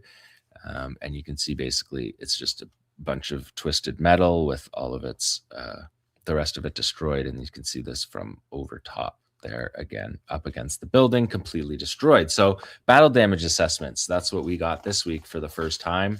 That was the innovation for this week. We can go to 28 now because we're going to see another innovation here by the Israelis. Look at the tarps, the netting dragged across the neighborhood here. This is their solution. I reported on this last week, 158,000 square meters of netting they're taking there. But watch when this drone turns back and looks at the village. They basically just have this fishing net, essentially. It's not even appropriate netting, but they have 20 soccer pitches, football pitches, soccer fields of them. But look at how they've done it. They just draped it over the neighborhood as if drones fall like raindrops, I guess. That's the only way you're going to protect it, because you can clearly see that you can just fly under them. So I'm not sure what the Israeli plan is with these nettings, but this is ridiculous what we're looking at here. Just draping it all across the neighborhood so you know exactly where every Israeli troop is in there. I mean, you can just watch this first part again where you see that, the way that it's draped. I mean, I don't even really know what to say about that. Okay, let's go to number 29. A strike on M113s have made an appearance in Lebanon. We know these M113s are not used on the front lines. They're aluminum. They don't work against any of these weapons. So these may be truck bombs that we saw used in Gaza. We saw a previous one being used as an ambulance. They use these behind the lines to shuttle troops. They call it a troop shuttle bus. But there it's being destroyed. And there was a number of reports by Hezbollah this week that they destroyed M113s that were, that they forced Israel to destroy M113s that were taken off their path by resistance operations, and they were explosive. They essentially tank bombs, right? We talked about this in Gaza. People will remember. Take a look at number, is this 30? Oh, yeah, let's take a look at 30. Here's the coastal road. And the soldiers are coming up in a couple of vehicles along the coastal road. Now we are over in Nakura area, from Bayada to Nakura on the coast, along these headlands here. The troops moving forward. They're in these vehicles. You can see by the shadows that they're driving. And this drone is going to deliver an RPG warhead directly into the driver's cockpit that you can see right there.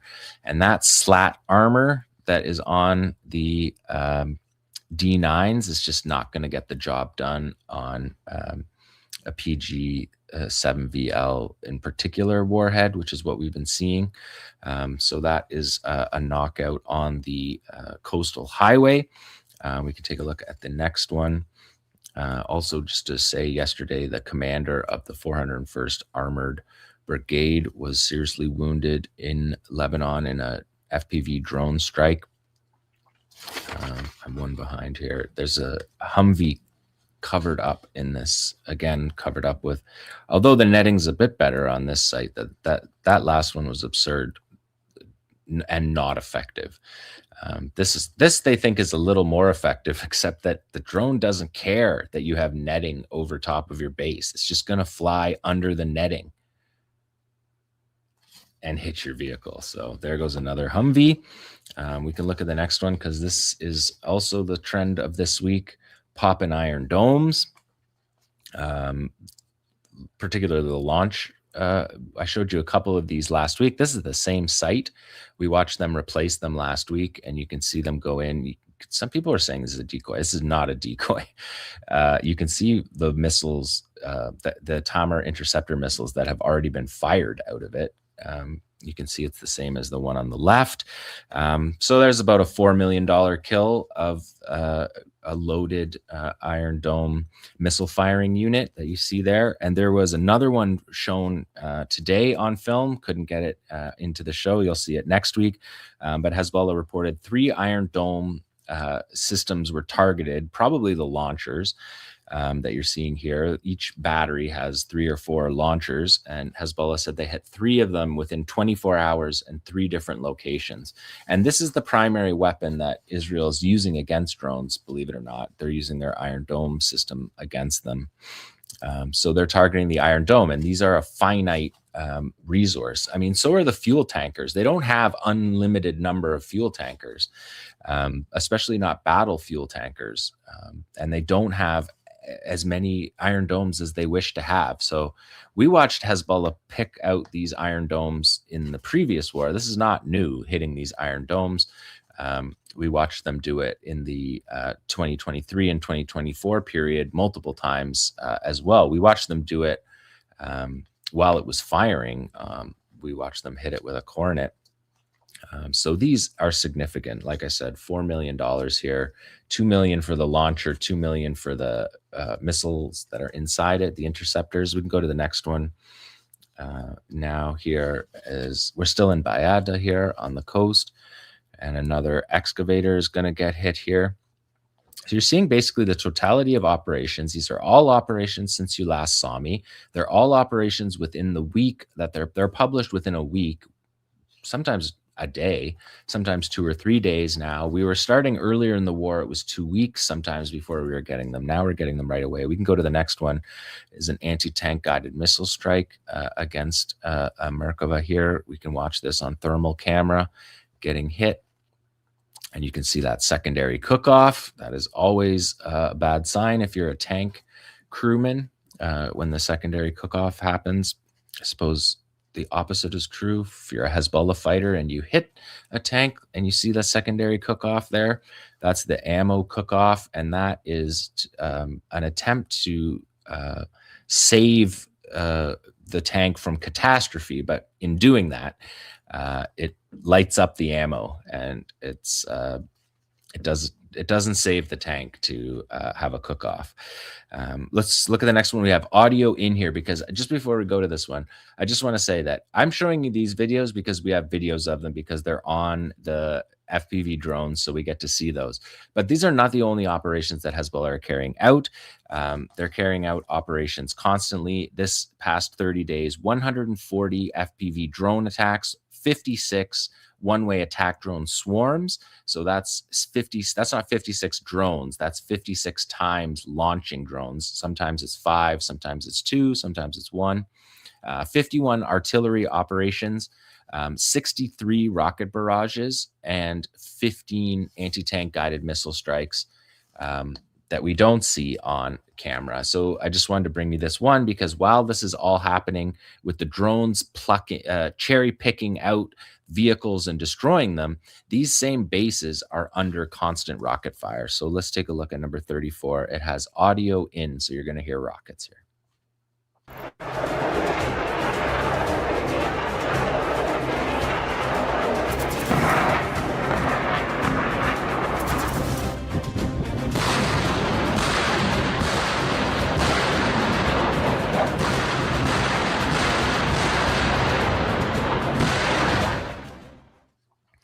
So it's the combination of these two things that is being effective. It's not simply that Hezbollah has gone strictly to the homemade, home-assembled drones.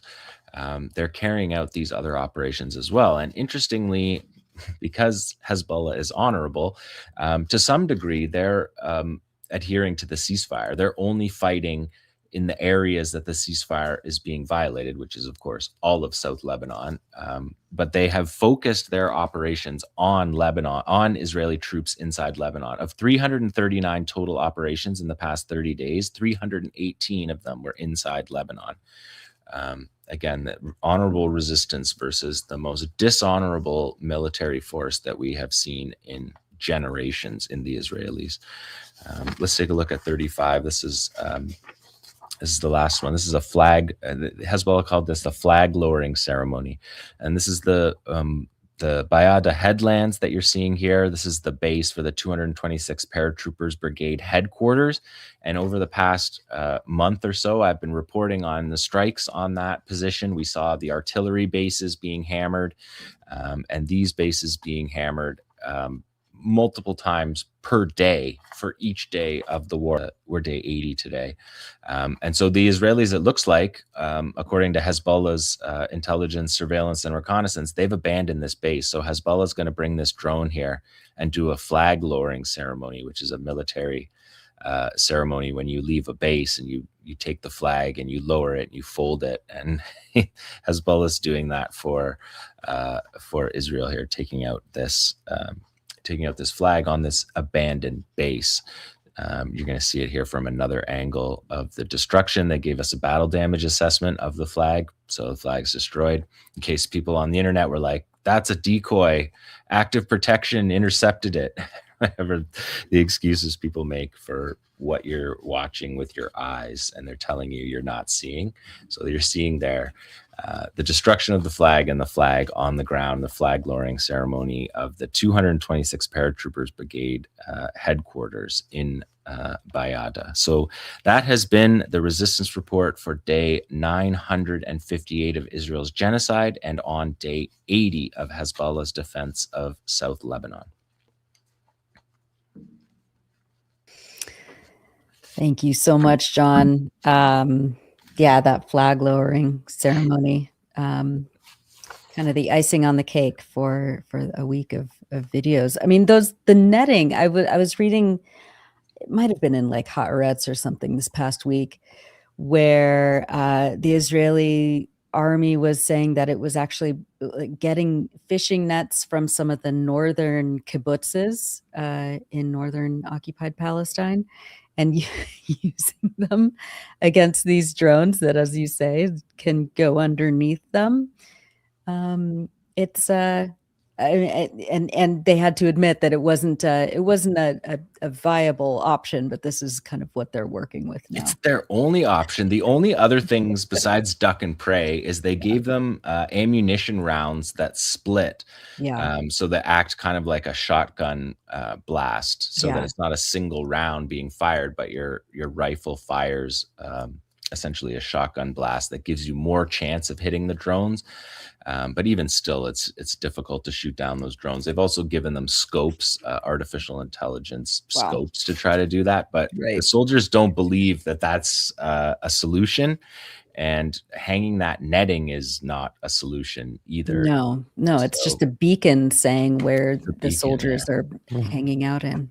And it's a fundamental misunderstanding of how the weapon operates. It doesn't come over top and drop something down on you.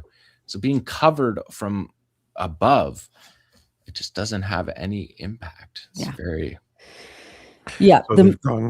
So oh, go ahead. I was just going to say they've gone from Iron Dome to fishing nets. Yeah. While losing their Iron Domes. So it's kind of like a two-pronged failure they're here. They're probably working on, some multi-billion-dollar anti-drone system with the Americans that will take 12 years to develop or something. Well, the thing about the fiber optic cable is that they can't do anything about the fiber optic cable. But in Ukraine, one of their ideas was barbed wire fencing that spins, so that you put the barbed wire fence around your base and it spins and it will cut the fiber optic cable. I mean, this is the best that they have. That's the thing to remember. Fishing net and spinning razor is the best that they have. And the numbers here, they're not on Israel's side.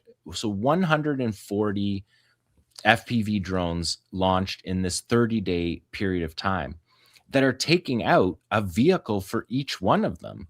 And that's only 140 drones. They have thousands of these drones. It's changed the battlefield. There's no question about it. Yeah, no kidding.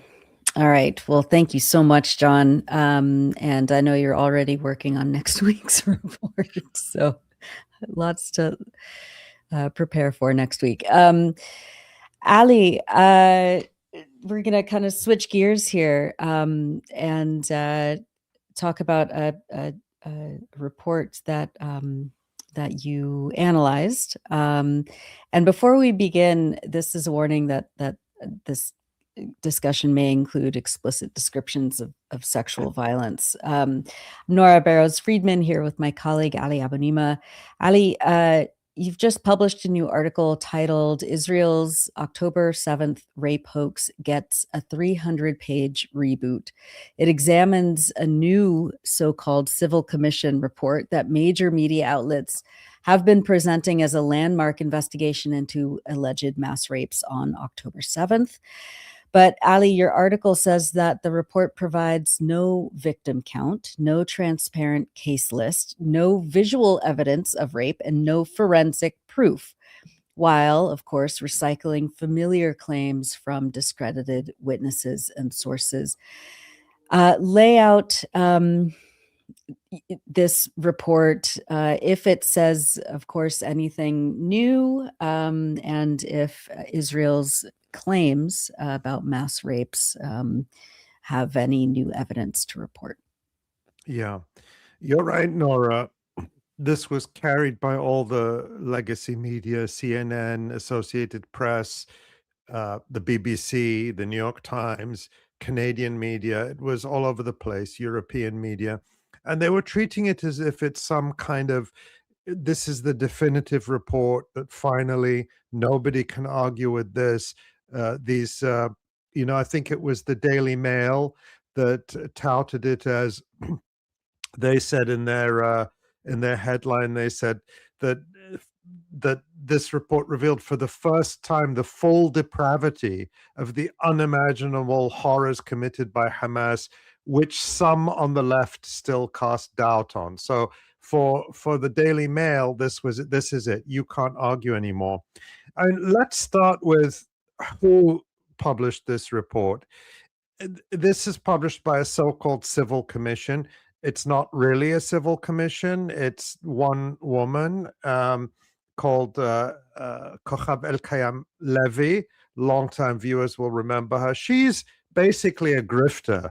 She, soon after October 7th, set up this so-called civil commission, and she was received by government leaders around the world as if she was almost a representative of the Israeli government, and she was going to do this big investigation. But then that quickly fell apart, and I think it was about a year or so ago, the details are in my article, that she, actually it was 2 years ago, that she was severely discredited by Israeli media itself. She was attacked in Israeli media for her shoddy research methods, which, believe it or not, managed even to embarrass some in the Israeli government. And we reported on that at the time. There was reporting from Ynet, which is basically Israel's mass circulation newspaper, Yediot Ahronot, which quoted an Israeli government official saying, people disconnected from her because her investigation is not accurate. And one example that this source gave, this government source, is that she had disseminated this fake atrocity story about Palestinian fighters slicing the belly of a pregnant woman, a story proven to be untrue. And this caused huge embarrassment for Israel. And this is what that Israeli government source said. It's no joke. Little by little, professionals have begun to distance themselves from her because she's unreliable. And she also was kind of accused of being a grifter, that she was going around collecting money. So that's who this report is from. And your question, Nora, is there anything new? That's something I wanted to look at very carefully, because it's 300 pages. There's all this fanfare. I'm always worried with any story. What if we've got it wrong? What if there's something there that we've missed? What if something has come up that, casts a shadow on all our previous work? So we have to pay very close attention to this. And I went through the report, and there is, a lot of material in here. But to this day, and this report doesn't change it, Israel has not provided even the most basic anonymized accounting one would expect from any serious investigation. How many people have complained that they were raped on 7 October? how many dead people were positively identified as rape victims?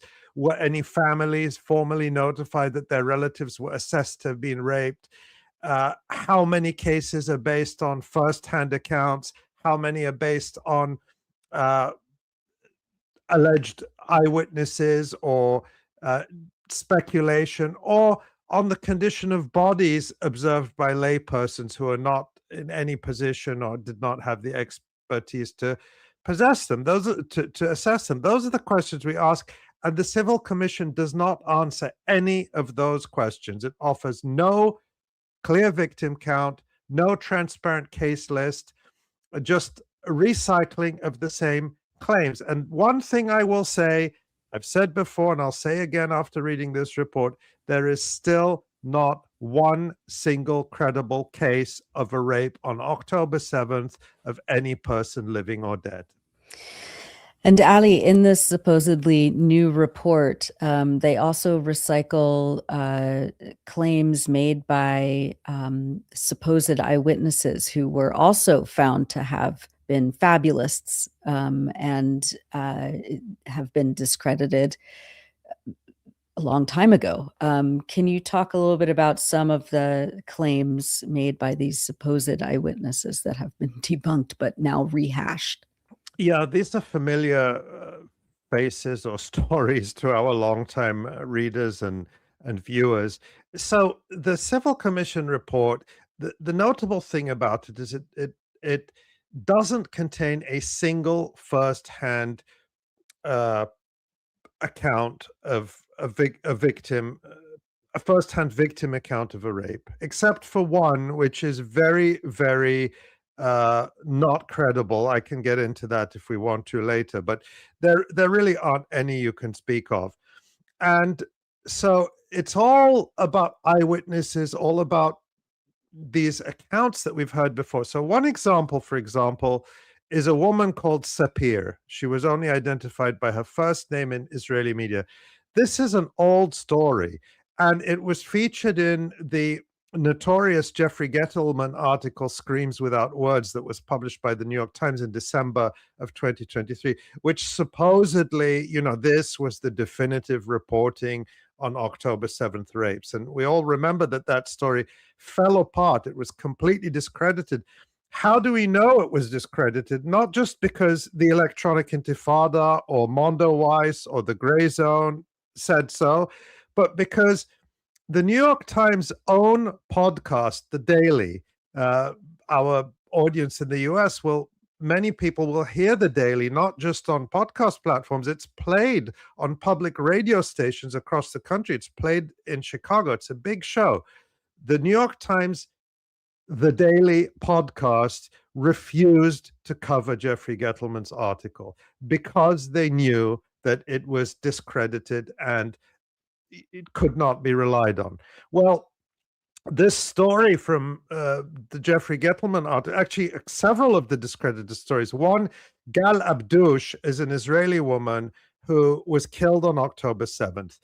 The New York Times claimed she had been raped. Her family immediately came out and said she was not raped. It's impossible. We were on the phone with her literally a minute before she was killed, and she was not being raped. And we were lied to by the New York Times because they did not tell us that they were going to present her in their reporting as a rape victim. We thought they were just reporting on, October 7th and what happened. That completely discredited story of Gal Abdush is included in the Civil Commission report without her name, buried in the footnotes, but it's included. Another one is Sapir, this so-called eyewitness I started talking about, who claimed to have witnessed this completely fantastical scene of Hamas fighters gang raping a group of Israeli women, and then they chop the heads off some of the women, and they're dancing around with 3 severed heads. This is what Jeffrey Gettleman reported in the New York Times, but without any follow-up or corroboration. You've heard me say it before. Where are the bodies? Where are the severed heads? Where's all the forensic evidence? What are the names of the victims? Where are their families to denounce this utter horror? Wouldn't we be hearing Israeli officials and pro-Israeli media repeating this story constantly and showing us the names and the faces of these women who were raped and then beheaded? Well, Sapir's story appears in the Civil Commission report, but without the severed heads. That part of the story is gone. So how credible is she? They believe her about the rape, but they don't believe her about the severed heads. That doesn't make any sense. And it's full of this kind of stuff that we've seen before. 𝐓𝐿𝐿, the so-called first responders who fabricated and admitted, our colleague 𝐄𝐥𝐿 Stanley, we have a story in the Electronic Intifada by Asa about how one of the key 𝐓𝐿𝐿 first responders admitted to fabricating stories. And he says, well, what do I know? I just saw this scene and that I assumed that it's got to be burned children. They made up the stories of beheaded babies, burned children, the woman whose belly was sliced open and the fetus pulled out. And I'd say one of the most egregious cases is Rami Davidian, a familiar friend of the show, can we call him? So, Tamara, we can remind people the story we did. We'll show the second one, Tamara, about Rami Davidian. Yeah. So this is Rami Davidian was this guy, this farmer from a kibbutz who appeared in Sheryl Sandberg, former Facebook executive and billionaire Sheryl Sandberg's film Screams Before Silence, promoting the mass rapes hoax. Rami Davidian is in there. He's been touring the world, collecting big paydays, donations, speaking fees, going around telling his stories that on October 7th, he single-handedly rescued hundreds of Israelis, including women who were about to be raped or being raped, and he witnessed scenes of horror. And he was completely discredited in Israeli media. This was about a year ago. You can see the article, the date on that story, April 2025.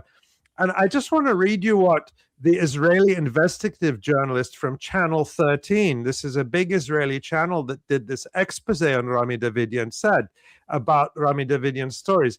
These are not slight exaggerations, mildly inflating the number of those rescued. Absolutely not. Raviv Drucker said, these are stories made up from beginning to end, hair-raising stories that never, ever occurred. And yet, if you go through the Civil Commission report, Rami Davidian is used as a source repeatedly. 𝐓𝐿𝐿, the liars about beheaded and burned babies, in the report repeatedly. Sapir's story, minus the Hamas men dancing around with severed heads, is in there. And so on, and so on, and so on. It's all in there with nothing new. Incredible. And of course, Ali, talk about the timing of this new quote unquote report. Are Israel's defenders really hoping that this will be the thing that finally swings public opinion back in favor for Israel's genocide? Well, the timing is interesting. Obviously, this report took time to prepare. It's several hundred pages and very little evidence, but a lot of sort of pseudo-legal analysis and, very sober-sounding language that you can't conjure up in a few days. But I don't think it's a coincidence that they released the report during this furor we had in the last week or so about Nick Kristof's article in the New York Times. I think we talked about that last week with Adam Johnson, covering for the first time in a significant way in the New York Times, not just a passing sentence buried in paragraph 25, but an actual story focused on Israel's systematic sexual violence against Palestinians that you'll remember we talked about with Maha Husseini a few weeks ago, Maha Husseini from Euromed. And Tamara, we can put that story up to remind people. And we did this extraordinary interview with Maha Husseini on the very detailed, well-corroborated findings based on many firsthand victim testimonies and first-hand eyewitness testimonies. And Nick Kristoff's report really only spoke about a fraction of what is known. Some important reporting there, credit where it's due, although we discussed that last week with Adam Johnson where our criticisms are. But the point is, this furor was going on, and I think they rushed this civil commission report out to try to bury it or to change the subject and say, look, we're victims too. I don't know if they think that this is going to change the narrative. It did get them a lot of big headlines. I talk about that in my story about the Civil Commission report. So they got to have it on the front pages again of major media. And I think they're just going to keep doing it because what else can they do? But it is an effort to try to change the narrative from what Israel is doing to Palestinians. Anything else you want to say about this new report and what people should look out for when they see these kinds of headlines that, as you say, like keep getting brought up every once in a while, over and over again, in order to try and discredit, Palestinians' evidence of genocide, the evidence of sexual assault and torture by Israelis in prisons. What should people look out for? It's just extraordinary to me how, Israel, of course, is wedded to this narrative because Israel is wedded to a lot of fake narratives. But, it's depressing how enduring what an enduring hold it takes on the mainstream media, and how they're unwilling to simply to do the work that journalists are supposed to do, which is actually examine the evidence. And I'll give you an example of this. There's this company called NewsGuard, and it does ratings of media outlets. Practically every media outlet has a rating by them. They call them nutrition labels. And they did a report on us. And I think the first time 3 years ago, and every year they send us questions and they challenge us. And they always challenge our reporting on this. And they say, but there's all this evidence. And then they cite back to us the same discredited reporting that we've actually rebutted. And I say to them, I mean, this is on my mind because we went through this annual exercise just yesterday again with them. They say, you just published this report. Tomorrow we can put my story up again just to remind people. Israel's 7 October rape hoax gets a 300-page reboot. So they send me an email about this saying, you say your report says this, but there's extensive evidence of rapes. And then they cite to me all the discredited sources that are in that we examine in our reporting, not just this recent article, but over 3 years. And so my response to them is, you're challenging my article, but you haven't pointed to a single sentence, a single statement, a single fact in the article that you contest. And so if you want to go away and come back to us and say, we contest this statement in your article, here's the basis and the evidence on which we contest it, what's your response? Well, if they do that, I'll be very happy to answer them. But they haven't challenged a single sentence. And that's the reality that we're dealing with, is that the mainstream media are doing propaganda, and it is left to us time and again to debunk these lies that, remember, are not harmless. Their goal and their role is to justify genocide. Well said. Thank you. And I'm sorry you have to keep doing this. It's just, I mean, it's just gaslighting over and over and over again. And so thank you for doing that. And I'm sorry.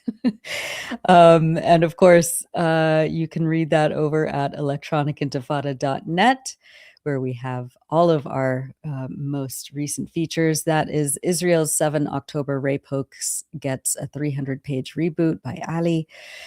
Well, I don't know what else to say. I mean, it's just it's revolting. These lies and these hoaxes and these claims, and take Israel's word for it every single time. But that's the landscape that we're dealing with, of course. Let's bring our colleagues back on and take a look at the website. Can I just say quickly? Yeah. In response to that, what that reveals about Israel and their demented society is that they think that if they invent a fantasy, it will justify any crime that they commit. And that says more about Israel than I think anything you could point to, because those two things don't go together. And it's just, but they believe so truly that it does, that they came up with these fantasies, they invented them out of whole cloth. And if people understand that that's what's happened, then everyone will approve of the genocidal rampage, killing 20,000 children. I just don't think most humans in the world see it that way. And it just reveals their demented society, I think, in such a, and to think that came out the same day as the Christoph is just too much that's too coincidental. I can't buy that. Obviously someone was tipped off that it was happening.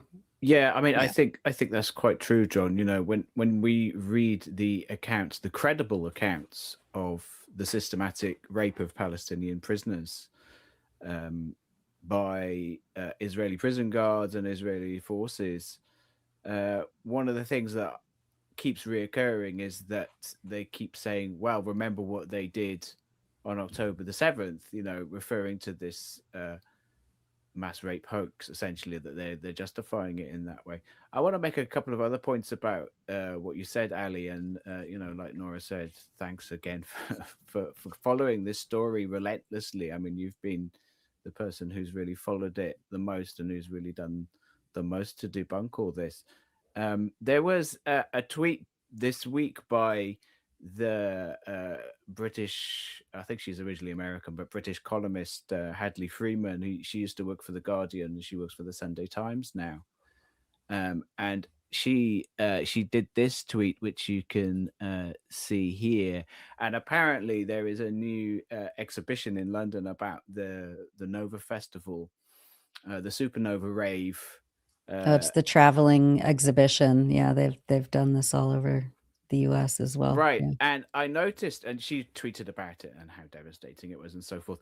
And I noticed and I tweeted about it, and you can probably just about see, but you know, you can zoom in on if you go to my Twitter, you can zoom in to see it, but you can just about see the fourth image that she posted there is actually a quote from, guess who? Rami Davidian. So this traveling exhibition, thank you, Nora, this globally traveling exhibition is just openly propagating stuff that has been debunked not just by the Electronic Intifada, but by an Israeli journalist. You know, this guy was a complete fantasist. And this quote is him talking about, oh, naked girls spread eagle tied to trees and I'm cutting them down. Complete fantasy scenes, which were completely, you know, made up whole cloth. And this is what is being regarded as completely credible. And the last thing I just want to say is that this is about the big lie. You know, what the Nazis understood and what the Nazis said was the big lie. You just go big enough with this big narrative, and it's, you know, it's like the story that I covered for years in that response, in that respect, the so-called you know, left-wing anti-Semitism, the fake anti-Semitism that was used to attack Jeremy Corbyn, that was weaponized against Jeremy Corbyn.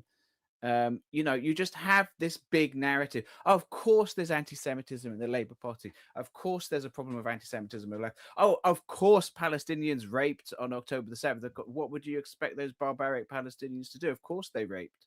And when you ask for evidence, a little inconvenient thing like evidence. It's like, well, you're an apologist. Yeah. And it's fun. I completely agree with you on that, Asa. And it's funny because you'll get people in response to the Nick Kristof article. You have all these pro-Israel people quoting the great Carl Sagan, the cosmologist who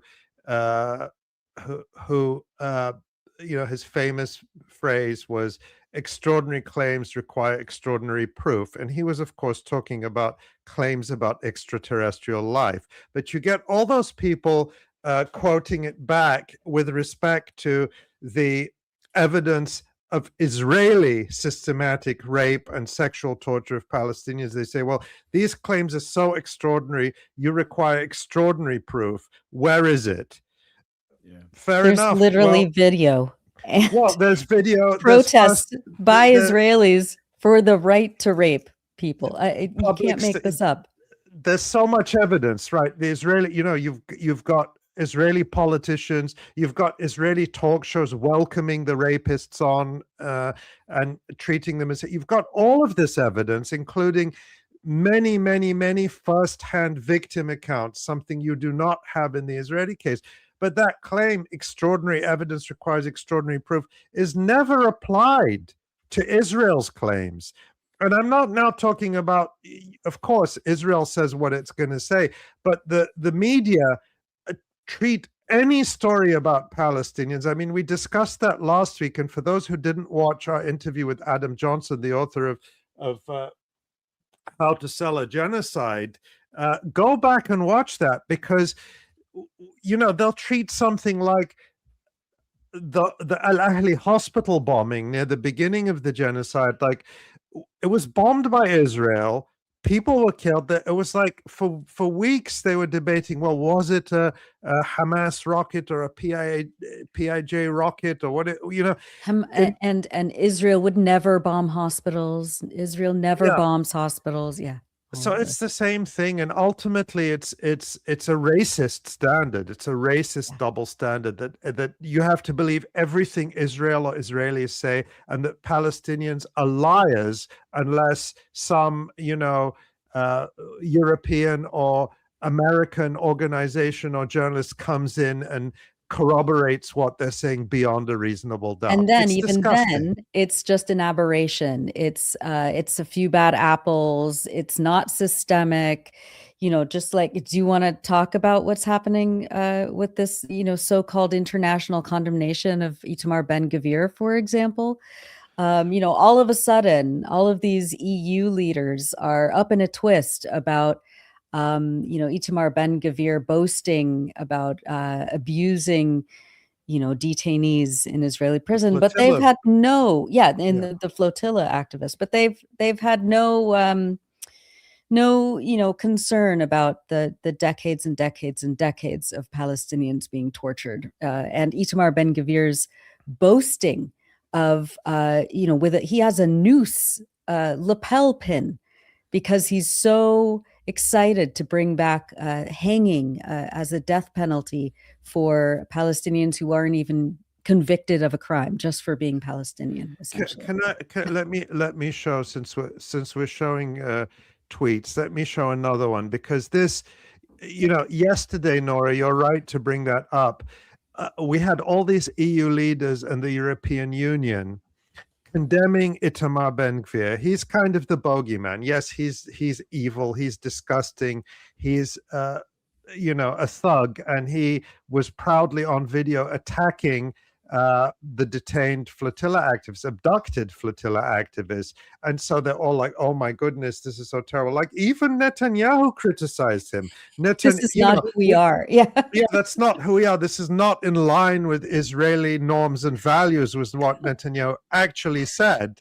And I agree with him on that, because Israeli norms and values is to do far worse to detainees, to murder them, to torture them.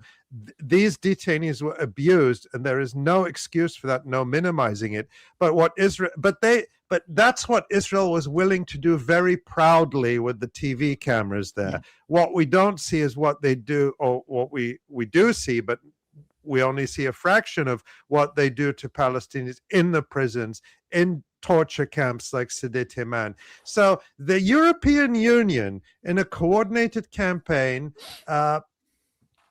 all criticized, all wagged their fingers at Itamar Ben-Gvir. I'm going to show this tweet that is from me from last week, Tamar. I'm putting that in the chat.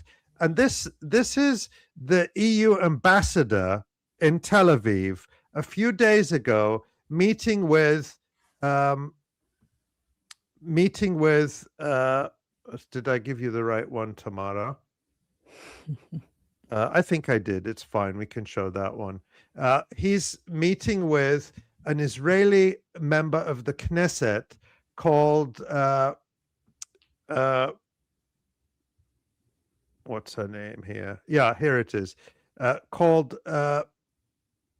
Merav Ben Ari, and he's talking about how he put up a tweet. Actually, let me show you the tweet. Here's another one about how he met her and how they're talking about the future of EU-Israel relations and how close they are. And who is Merav Ben Ari? She is the woman who, a few weeks after the start of the genocide, said in the Knesset the following words: "The children of Gaza have brought this on themselves.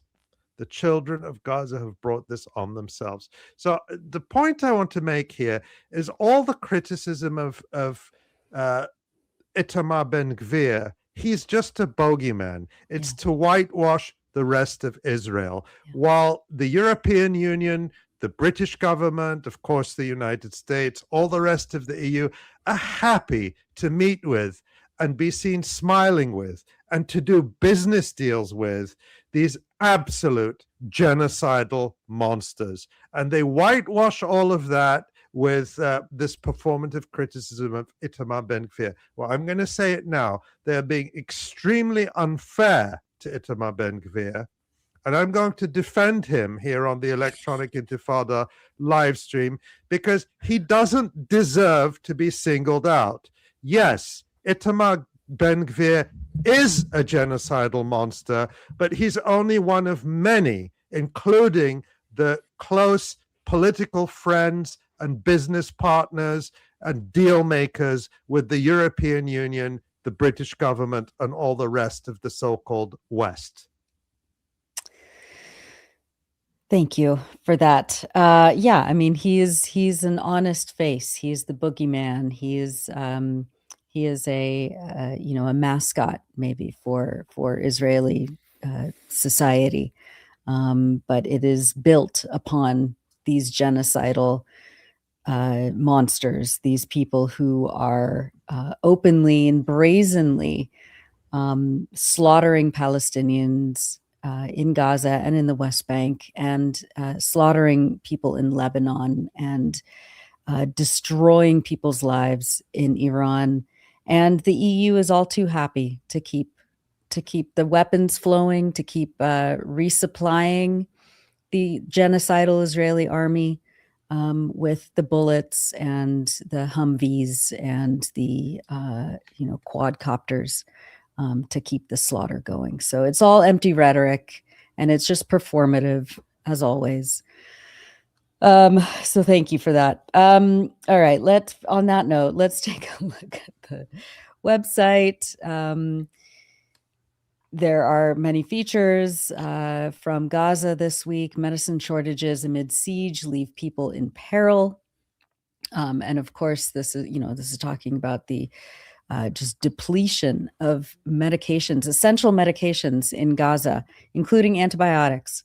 And it's not just, happening over the past few years during the genocide, but of course, this is on top of 17 years of siege by Israel. There should be no shortages because under the so-called ceasefire deal, sufficient amounts of medicine, food, reconstruction supplies should have been flowing in now for more than 6 months, and none of that is happening. No.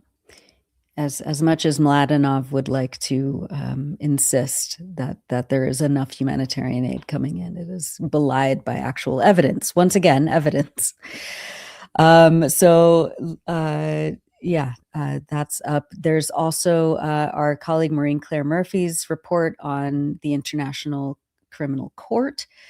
Has Trump torpedoed the ICC's Gaza probe? A very interesting and essential read and analysis of what's happening with so-called international law and The Hague.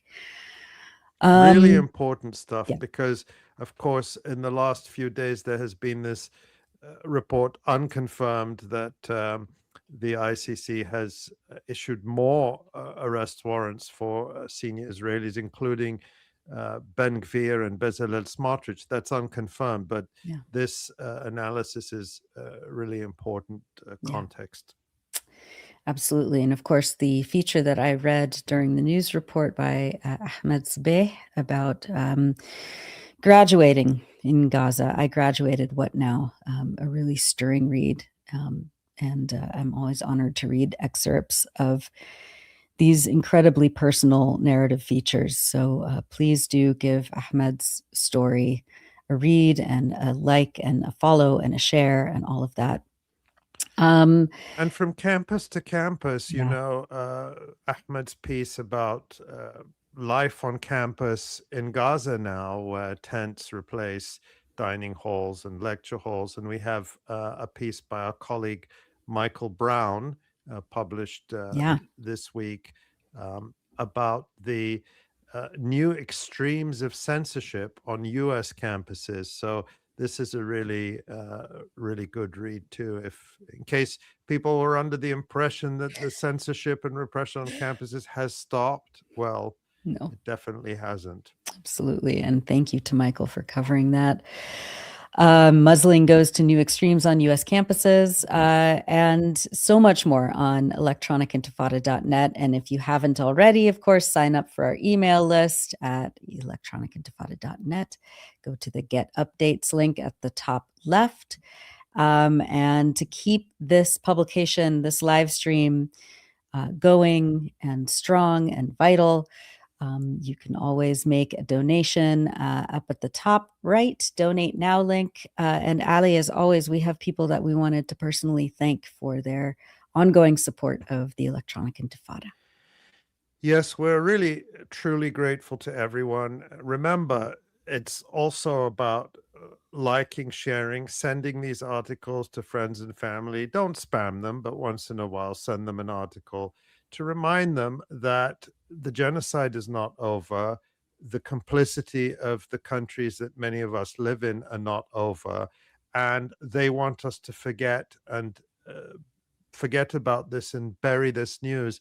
And the whole purpose of the Electronic Intifada is to make sure people can't do that and to keep bringing you this unique, independent coverage. And of course, we can only be independent and strong and fearless and able to report and say the things we say because of your support. So I want to thank Tinatu, Patrick, Jayesh, Liam, Todd, Colin, Lana, Dario, Toussaint, John, Obaid, Janice, Jean-Paul, Joy, Anastasia, William, and Amal. Thank you all, to you and to everyone else who makes our work possible.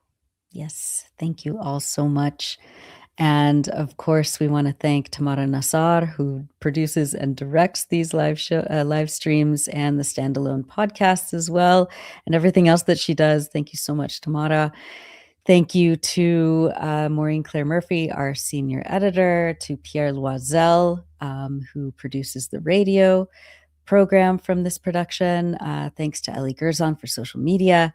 Thanks to all of our colleagues at the Electronic Intifada, all of our contributors around the world. And on behalf of myself, John, Ali, Asa, and Tamara, thank you all, and we will see you next week.